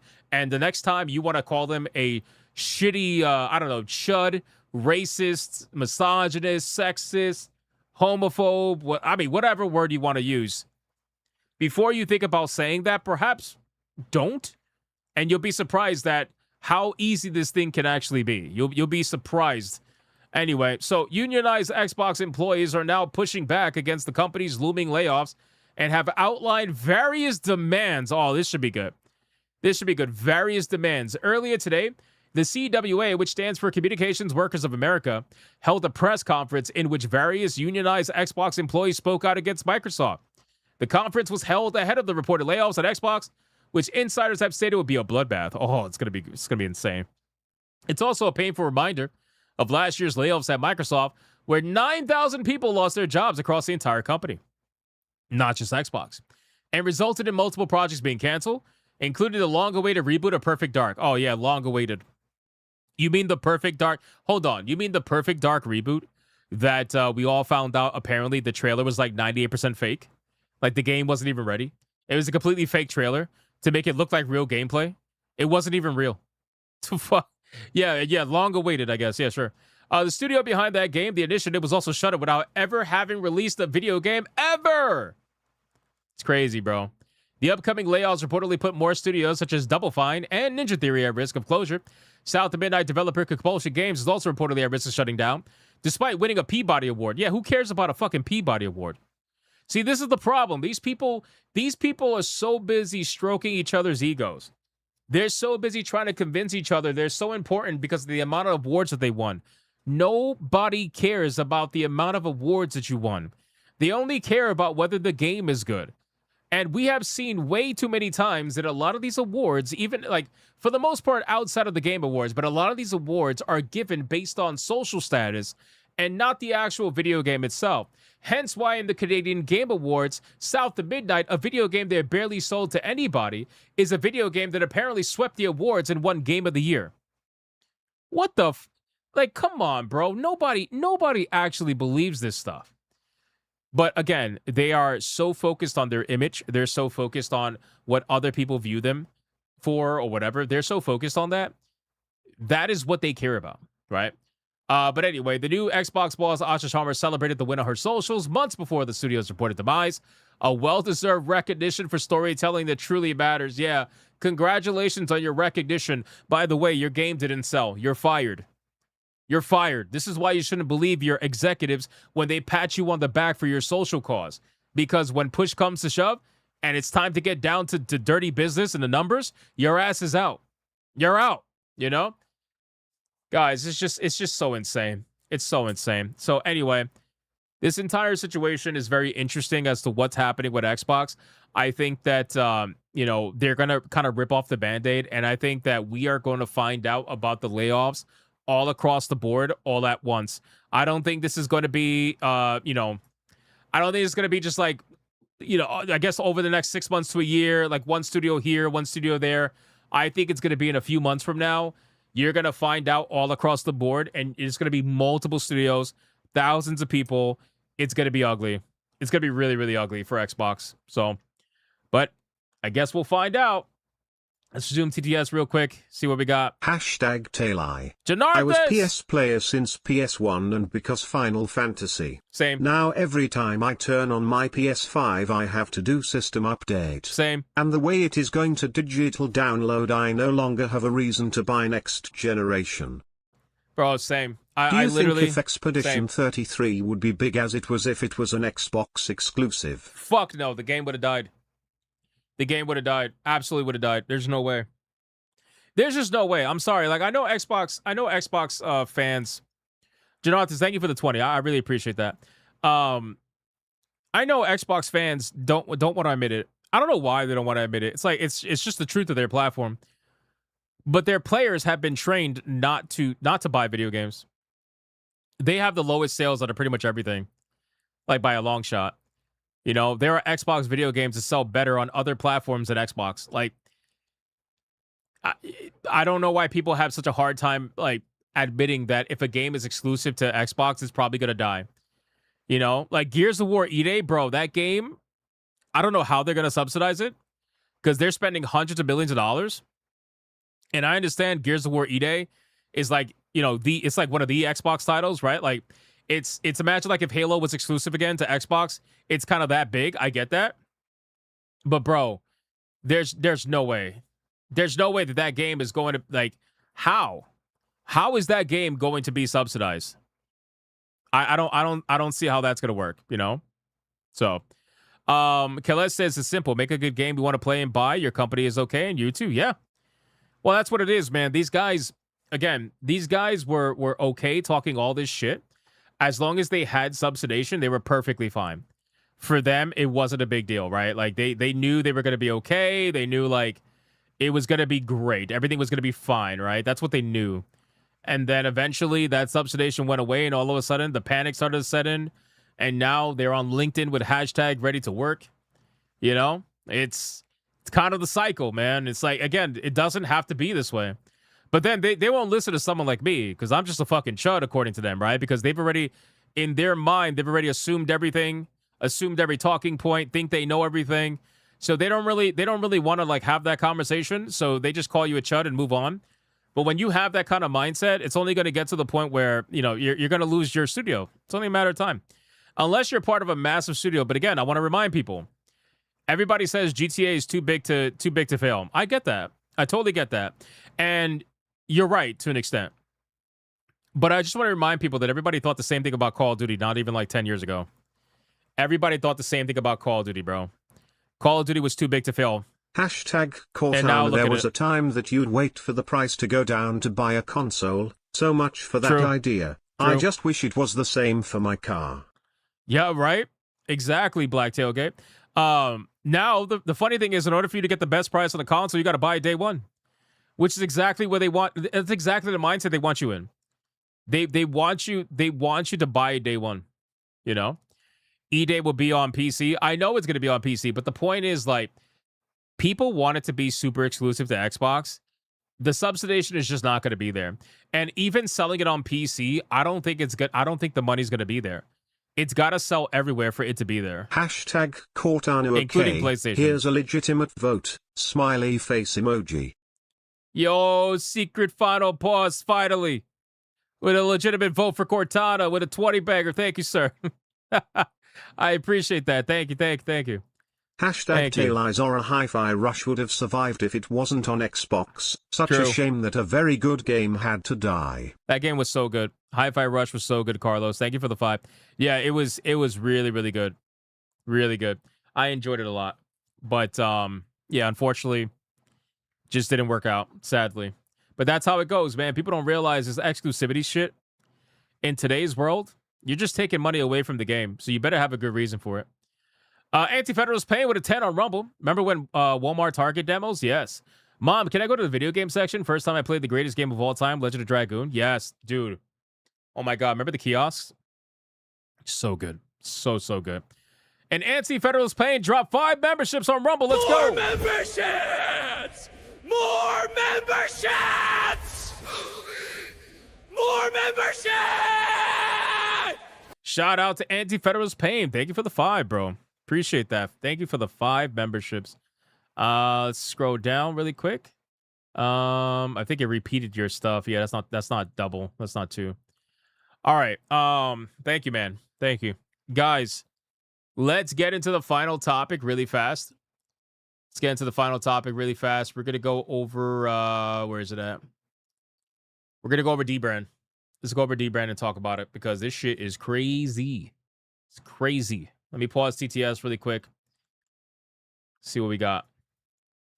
What the fuck? Why did it do that? No, why did it do that? There we go. Okay. Sorry about that. All right, guys, let us guys, we got to talk about, I'm gonna put the ears on after this. We got to talk about Dbrand. All right, we got to talk about Dbrand, which is the company that was making the companion cube. Now, what is the companion cube? Well, that's the little steam machine kind of like thing skin that they had going on, where you know, it's basically tied to Portal and whatnot. Now, that's the biggest problem, being tied to Portal. But anyway, this was the companion cube, and this thing sold out like crazy. The moment it got announced, I thought the controller looked really sick, by the way, but the moment it got announced, it pretty much immediately sold out. Now, talking about the companion cube, apparently they are refunding everybody. They're refunding everybody who bought the companion cube, and Valve has also taken it down, shut it down. They said, yep, nope, not happening. The reason why is because it was tied to Portal, which is an IP that Valve owns, right? But not only that, apparently they didn't actually have permission to sell the companion cube. So Dbrand, for some fucking reason, decided that it was in their best interest to make a product that was based on the IP of somebody else who owns it, and then never actually got permission to make that product, thinking that Valve was not going to say or do anything. And then Valve's like, yeah, no, like, we don't know what the hell are you doing? And just completely shut it down. So let's go over it and read their statement, because again, I thought this thing looked pretty cool. I'm not going to lie to you. I thought it looked pretty cool, but I mean, they fucked around and they found out. So let's talk about it. Dbrand companion cube will not be sold, and refunds will be issued. Valve told Dbrand to take it down. They stated the companion cube is Valve intellectual property, for which Dbrand does not have a license. Bro, they didn't even bother trying to get into like any kind of legal argument with them. They said, all right, we're done. We got felted, right? So Dbrand posts RIP companion cube. As you probably noticed, the Steam Machine companion cube was eviscerated from our website, YouTube, and other social media platforms last week. The blunt version is that we made the companion cube without a license from Valve. Why? Why would you do something so stupid? I'm thankful that you're just admitting it instead of trying to pretend like, oh, you know, there was some sort of like, you know, hidden thing here, or like, you know, Valve is secretly doing something. At least they just admitted it. Like, you guys are just stupid. Like, why would you do that? It's kind of insane. Anyway, everyone who purchased the companion cube would have their refund issued by end of day. Well, at least they're refunding everybody, so that's good. Everything else beyond this is just detail. If you want the full story, keep reading. Oh, here we go. This should be good. All right. So on November 12, 2025, the day the Steam Machine was announced, we put up a concept render and sign-up page to see if anyone would be interested in a companion cube enclosure. It went moderately viral, with over 15,000 people signing up to be notified in the first day. That's a lot of people. In the months that followed, we built the idea into something real without ever asking Valve if we could. We're going to regret that decision for a long time. Oh, probably. Again, like, why? Why, right? Like, I hope they at least explain why, because, bro, there's no way that you're going to be out here making a entire design. Bro, it's not like you're making your own machine. Like, you're literally making a skin for Valve's machine. Like, you're making it for the Steam Machine. So not only are you making a skin for their machine, but then you're using their IP for their video game to make the skin, and you didn't ask them permission? Like, what kind of fumble is this? Anyway, over the next 7 months, we poured our souls into this project. Why would you do that? Without permission, why? You're just wasting time. More than 1,000 hours went into engineering from our industrial design team. 44 sets of injection moldings tools were developed, one for each of the cube's subcomponents. The entire product was redesigned from scratch more than once, just to get the way that it cradles the console exactly right. We literally rented out a universe. No, I don't care about this. I don't care about this, bro. Like, you guys chose to do all this work, spend all this money, pour all your effort into it, and you didn't even get permission from the company to do it. Like, how stupid can you be? I can appreciate the work ethic. Don't get me wrong. I appreciate the work ethic. I like them. I thought the product looked cool. I like it. Like, whatever, it's fine. But bro, you have got to be kidding me. Anyway, by the end, we were losing money on every $99 Poverty Cube sold, but it didn't matter. This had turned into a passion project for the entire organization. Unfortunately, being proud of the thing we made did not give us the right to make it. I think this is a mix of a legal letter. I feel like they're putting this out there as like an apology. Valve probably had them You know, their lawyers probably said that they had to say this, most likely. We launched around 3 a.m. on Monday, June 22nd, overnight. It became the second fastest selling product in our 15-year history, behind only the Switch 2 Kill Switch. Shortly after, Valve's legal team reached out. They stated that the companion cube is Valve intellectual property, for which Dbrand does not have a license. They requested we take down the product and launch film immediately. This was entirely within their rights, and they were direct, fair, and respectful throughout. We took everything down and made an appeal. We asked Valve whether there was any way to keep the project alive, properly licensed, with their blessing on their terms. They said no. They... Oh, man, I'm sorry. That was pretty funny. You know, here's the thing. Maybe they would not have said no if you would have just did it right the first time. Maybe they would have said, okay, we could probably figure something out. But you just tried to fuck them, and now you're asking them to please not fuck you. I think that's kind of crazy. I don't think they would have said no completely at that point. But anyway, given our backwards approach of building first and asking permission later, it was a fair answer. Well, at least they admit that. That's basically the whole story. We made something a lot of people were excited about, then incinerated our shot at bringing it to the market. It's a hard lesson to learn publicly. It goes without saying, but we'll say it regardless. Valve didn't do anything wrong here. They built a game franchise a lot of people love, and they alone get to decide how it's used. To everyone who was as excited about this project as we were, thank you and sorry. Refunds are being issued today. If it hasn't landed in your account by the end of this week, you know how to reach us. To Valve, thank you for Portal, and sorry for the headache. We should have asked first.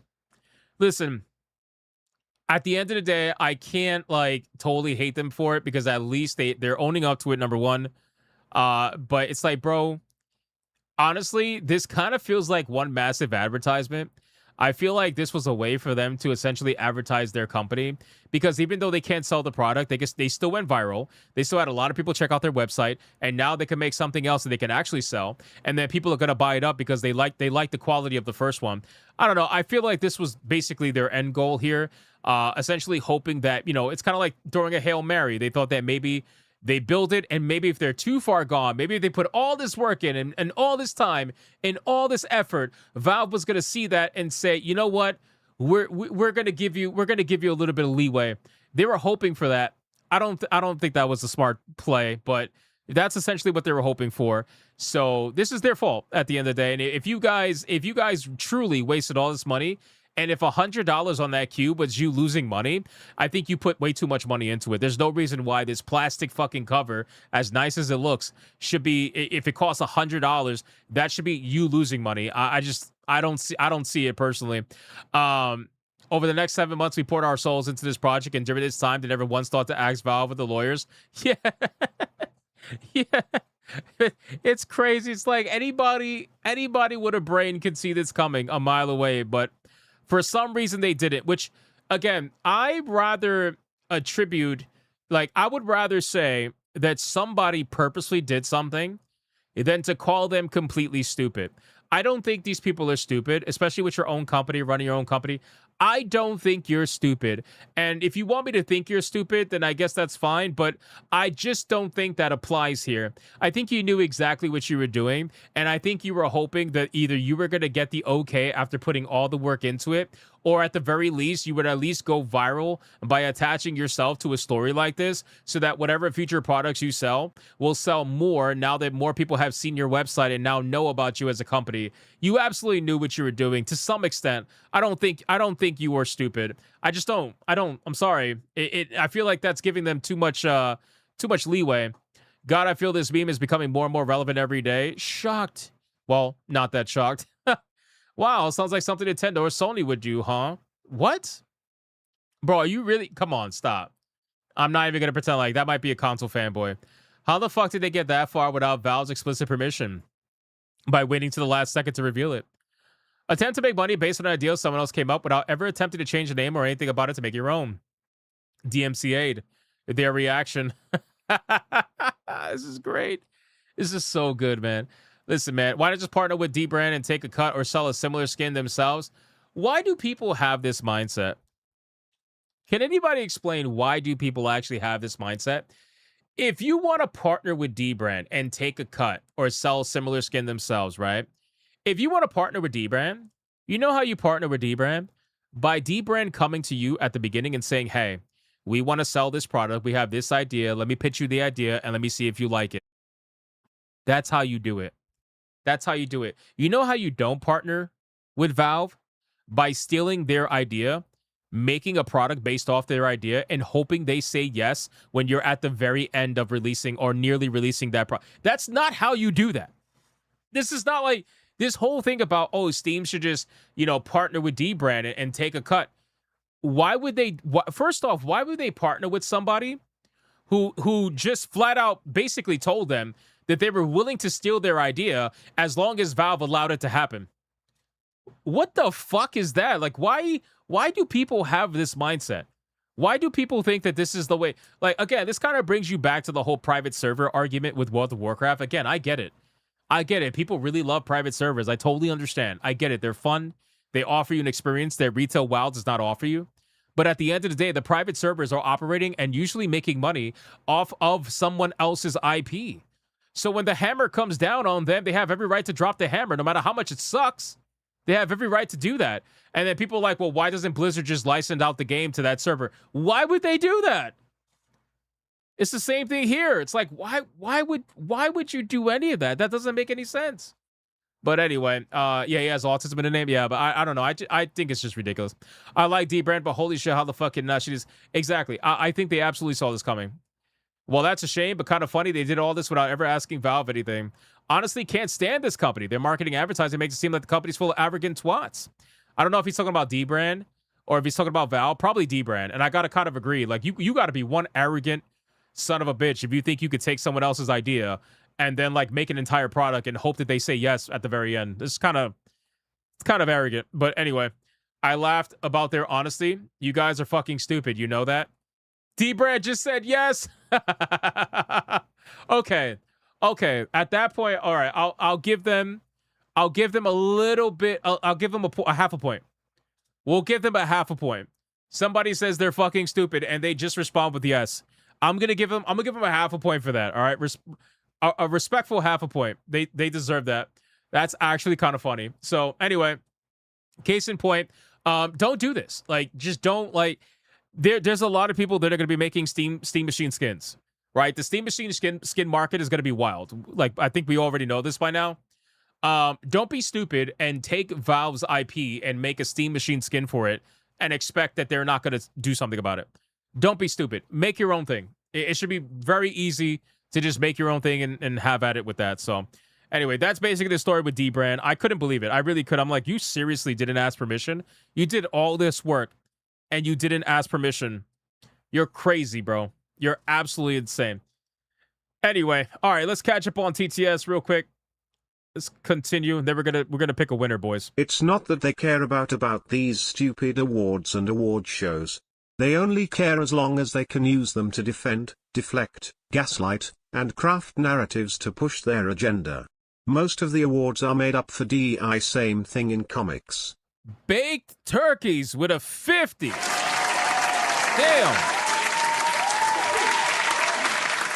Damn, dropping knowledge right now. Baked turkeys. Thank you for the $50 mega banger, bro. I appreciate that, man. Yeah, I think it's all tied together, right? So, a lot of the times, with the, I'll say this, with the Game Awards, it's a little bit more, what's the word I'm looking for? Like, there's some DEI shit in the Game Awards, obviously, but with the Game Awards, especially now more than ever, it's a little bit more focused, right? It's a little bit more focused, meaning, like, Jeff Keighley, you know what he really loves? Money. You could see it in his eyes. That motherfucker loves money, right? So Jeff Keighley doesn't want anything that's going to fuck with his money.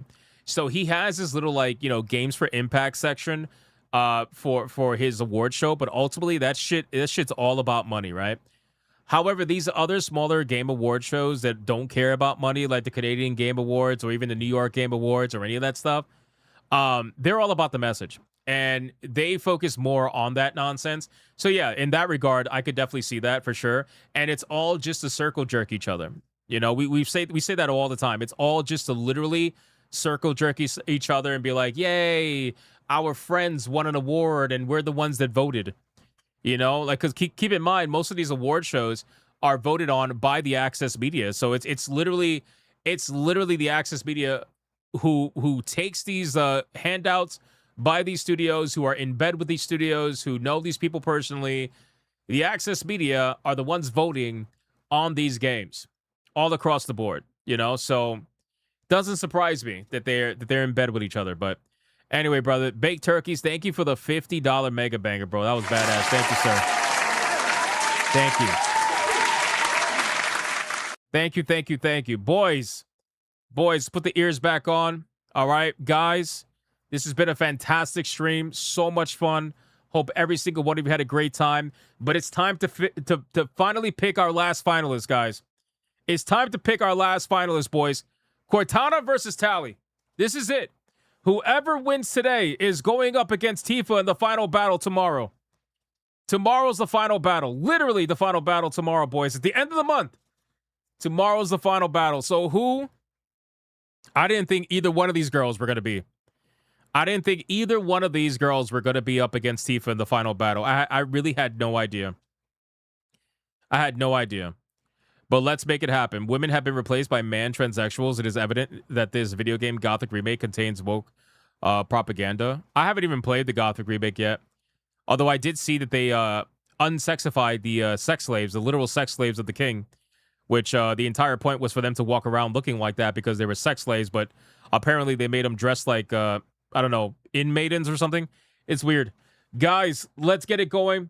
Final countdown. Oh, not the final countdown. We got the song going. Let's go, let's go, let's go, let's go. Cortana versus Tally. T-Jab, how close are we?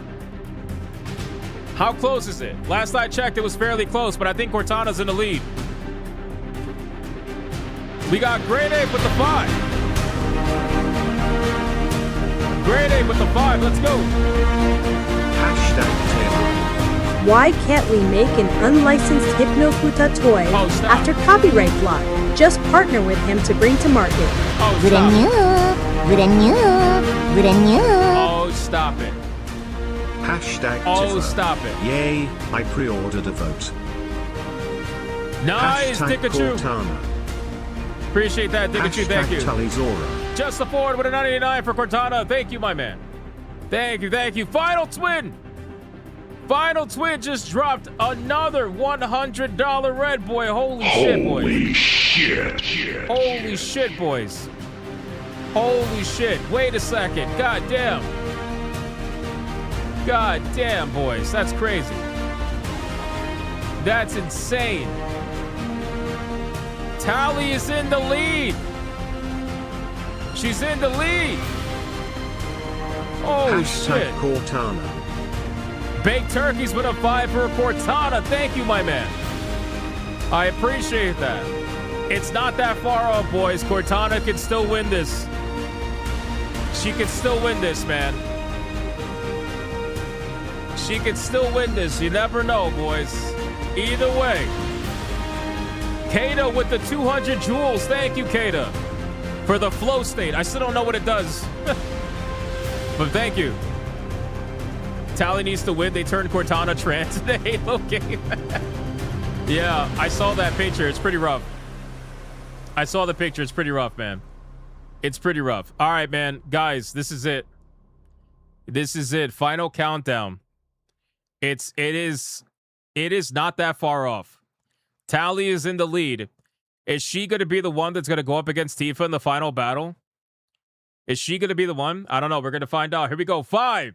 The last one that shows up on my screen is the one that's going to count. 5, 4, 3, 2, 1, and go.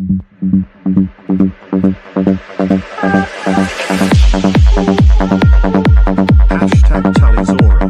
Janarthis with a 30 for Tally. Hashtag Cortana. ACC with an okay 50 for Cortana.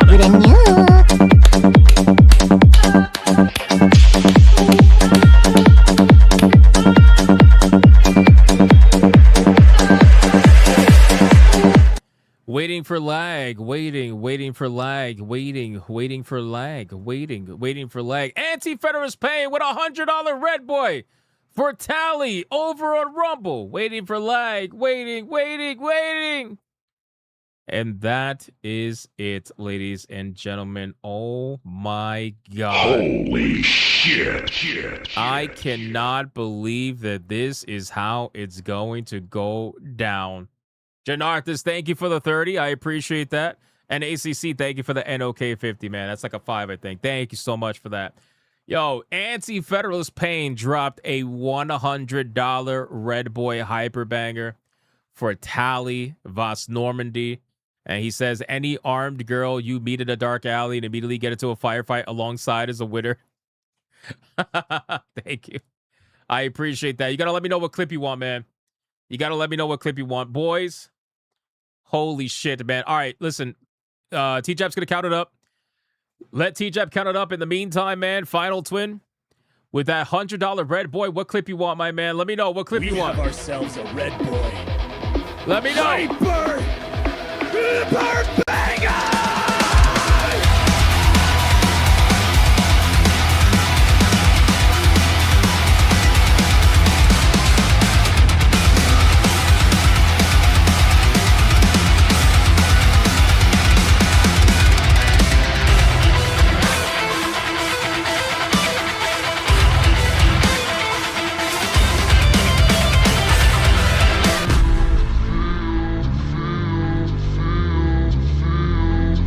All right, this is the last one. This is the last one. It's not. It never is. I hypnotic, hypno, yeah,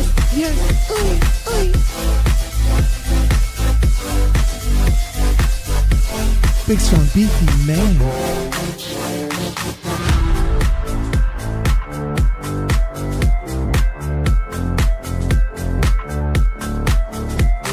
This was Final Twin's idea, not mine.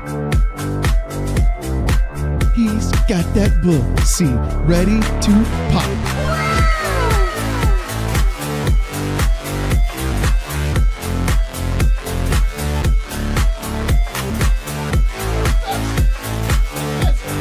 This man said perfection, brother. You gay as hell, boy. You gay as hell. 1998 celebrates. This man gay as hell. Tell you what, just like this. Tomorrow is going to be ugly. And there's a little bit of a. You gay as hell. Also, when will the winner of the tournament get her title shot? Shout out to Final Twin. Thank you so much for the $100 Red Boy Hyperbanger, my man. Holy shit, I appreciate that. Shout out to Final Twin. And then we got, well, first off, K-Styles, 24 months, man. He, as a sergeant, that is badass. Shout out to K-Styles. Tomorrow's going to be ugly for the hardcore Tifa fans. Come out and swing. Listen, tomorrow's going to be ugly regardless, all right? Respectfully, tomorrow's going to be ugly regardless because, boys, this is going to be crazy, okay? It is official. Tifa versus Tally. I didn't think this was how it's going to end. I thought for sure it was going to be the other way around, but yeah. Pretty insane, boys. Pretty insane. Regardless, man, I don't even know what to even say at that point. It's crazy, man. Oh, hold on. Was this not working? Let me see. Give me a second. At Black Tailgate celebrates 17 months of membership. Oh, it's because it froze. I am coping. Respect to the Cortana supporters. It's because it froze. Hold on. I'll do it right now. There we go. It should be updating. I don't know. We'll see how that goes. Tally for the win. Yeah. Yep. Coping. Respect to the Cortana supporters. Yep. All right, boys. Here's the final numbers. Here we go. And then we're gonna give Anti-Federalist Pain his clip. Shout out to Anti-Federalist Pain. What a fucking legend, bro. Guys, final numbers, man. Cortana didn't do that bad. 212.03 cents. But unfortunately, Tally ended up being the winner with $433.40. She's going to the finals.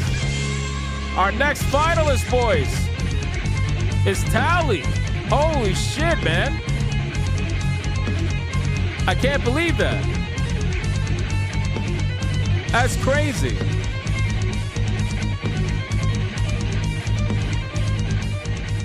Guys, one more time, man. Tally, the winner. That's insane to me. That's insane.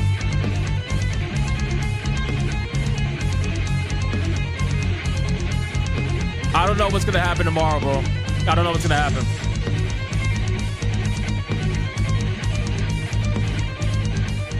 I'm telling you right now.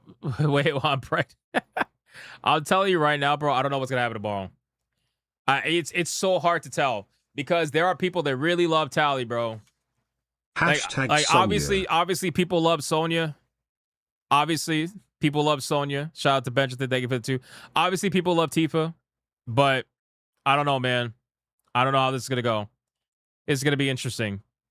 We'll see. We'll see how this goes. I'm not calling anything tomorrow because I've seen the Kids Safety Act just a lot of passed trolls in the House and will be going to the Senate. Benjamin, thank you for the 2. GDR, thank you for the update on the 5, man. I appreciate that. Yeah, I found that out earlier. Not surprised, man. Not surprised. They want to destroy the internet. It is what it is. Guys, coping and seething. You are coping and seething. You just can't accept what you're seeing. Yes, you're coping and seething. The truth it is scalding, and now you are molding and coping. Cortana had the best calcium cannons hands Coping down. so hard. Facebook. Coping and seething. And that's it, boys. ACC, thank you for the 20. I appreciate that, my man. That is it, guys. Yeah, I don't know why the chat's frozen. I tried to refresh it. For some reason, it's not working. I don't know why it's not working on the left side. Actually, you know what? Let me try one more time. Hold on. Let me see chat again. See if I can make this work. Or maybe if I hide it and bring it back. Nope. For some reason, not. All right, it'll fix on the next one. Guys, absolutely amazing stream. Amazing stream, ladies and gentlemen. So much going down. I appreciate every single one of you. You're not going to want to miss tomorrow's Hypnocast, bro. You're not going to want to miss it. I'm going to have all the cinematics. Everything's going to be set up for Tifa versus Tally. It is a titty fight, boys. It's a titty fight. TNT. It's going to be interesting. And on top of that, obviously, we got plenty of topics that we got to go over and whatnot. So that's always a good thing. But yeah, you're not going to want to miss it. In terms of a Griffcast tonight, considering we went a little bit later today, I don't think it's going to happen because I got some editing to do. And by the time I'm done, it's already going to be too late. But tomorrow, you're not going to want to miss Griffcast at 5 p.m. or late at night because tomorrow we're going to be going with Wizard to play Gears of War, the remastered first one. We're going to play Gears of War together with Blizzard. Oh my God, with Wizard at 5 p.m. Griffcast tomorrow. So don't miss that. And then after Hypnocast tomorrow, we're going to be playing Lords of the Fallen with Leon. So we got a lot of co-op happening tomorrow, guys. A lot of content tomorrow. Do not miss any of it. It's going to be an epic time, guys. And of course, go watch the movies and everything. Not the movies, the videos. Go watch the videos and support them to the best of your ability. Guys, thank you so much for everything. I greatly appreciate every single one of you. I hope all of you guys had a ton of fun. Sincerely, thank you. My job is to make sure you guys have a great time every night. I hope you guys enjoyed all the upgrades to the stream. I'm still ironing out a couple of things, but we're going to make it happen, and we're going to keep it constantly evolving, constantly just overall trying to make sure everybody has a great time, man. That's really it. So thank you guys so much for everything. Sincerely, I appreciate it, and I'll see all of you tomorrow for the finale to this tournament and for all the co-op streams. And shout out to the Hypno mods for doing what they do every single day. Love you guys and appreciate you.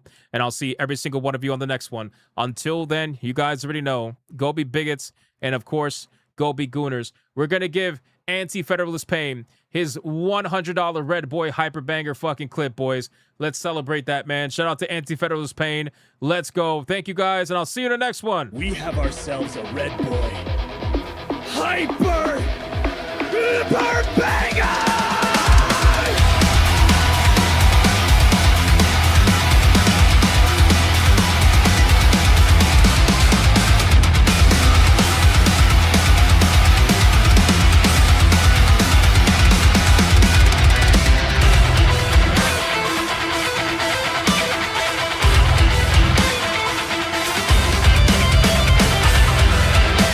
All right, boys, we have another Red Boy Hyper Banger. Let's bring the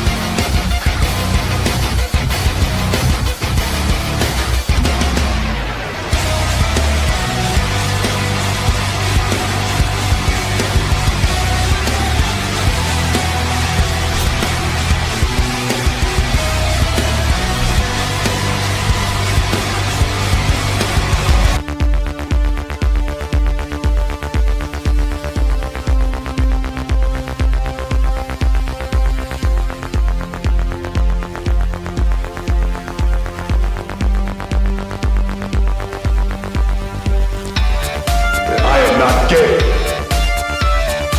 I have relationships with women and sex with men. And I got news for you. That means you're gay.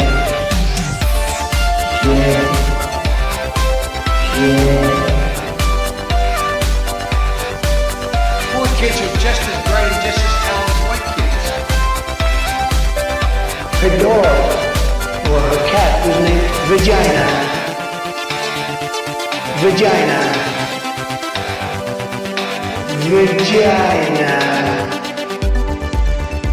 Put a ticket in, make her gay. Fuck Indiana Jones, put a ticket in, make her lady gay. Fuck Indiana, put a ticket in, make her gay. It means put a chicken in a queenie and make her fucking gay. Fucking pronouns! Fucking pronouns!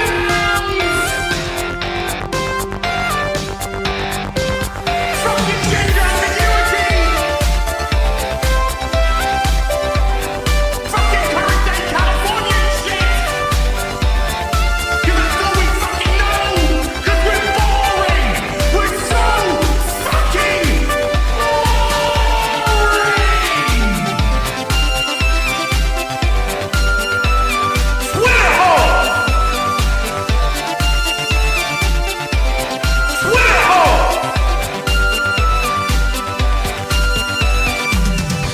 Get it right! At the touch of the black man, I bring life. I bring life.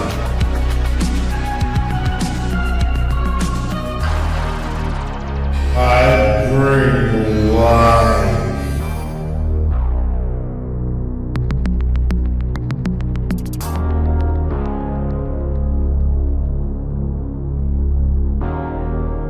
I bring life.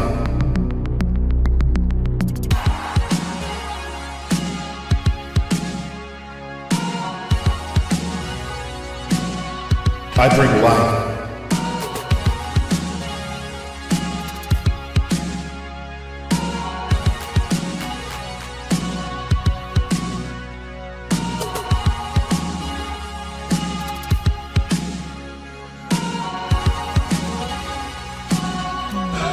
That's right!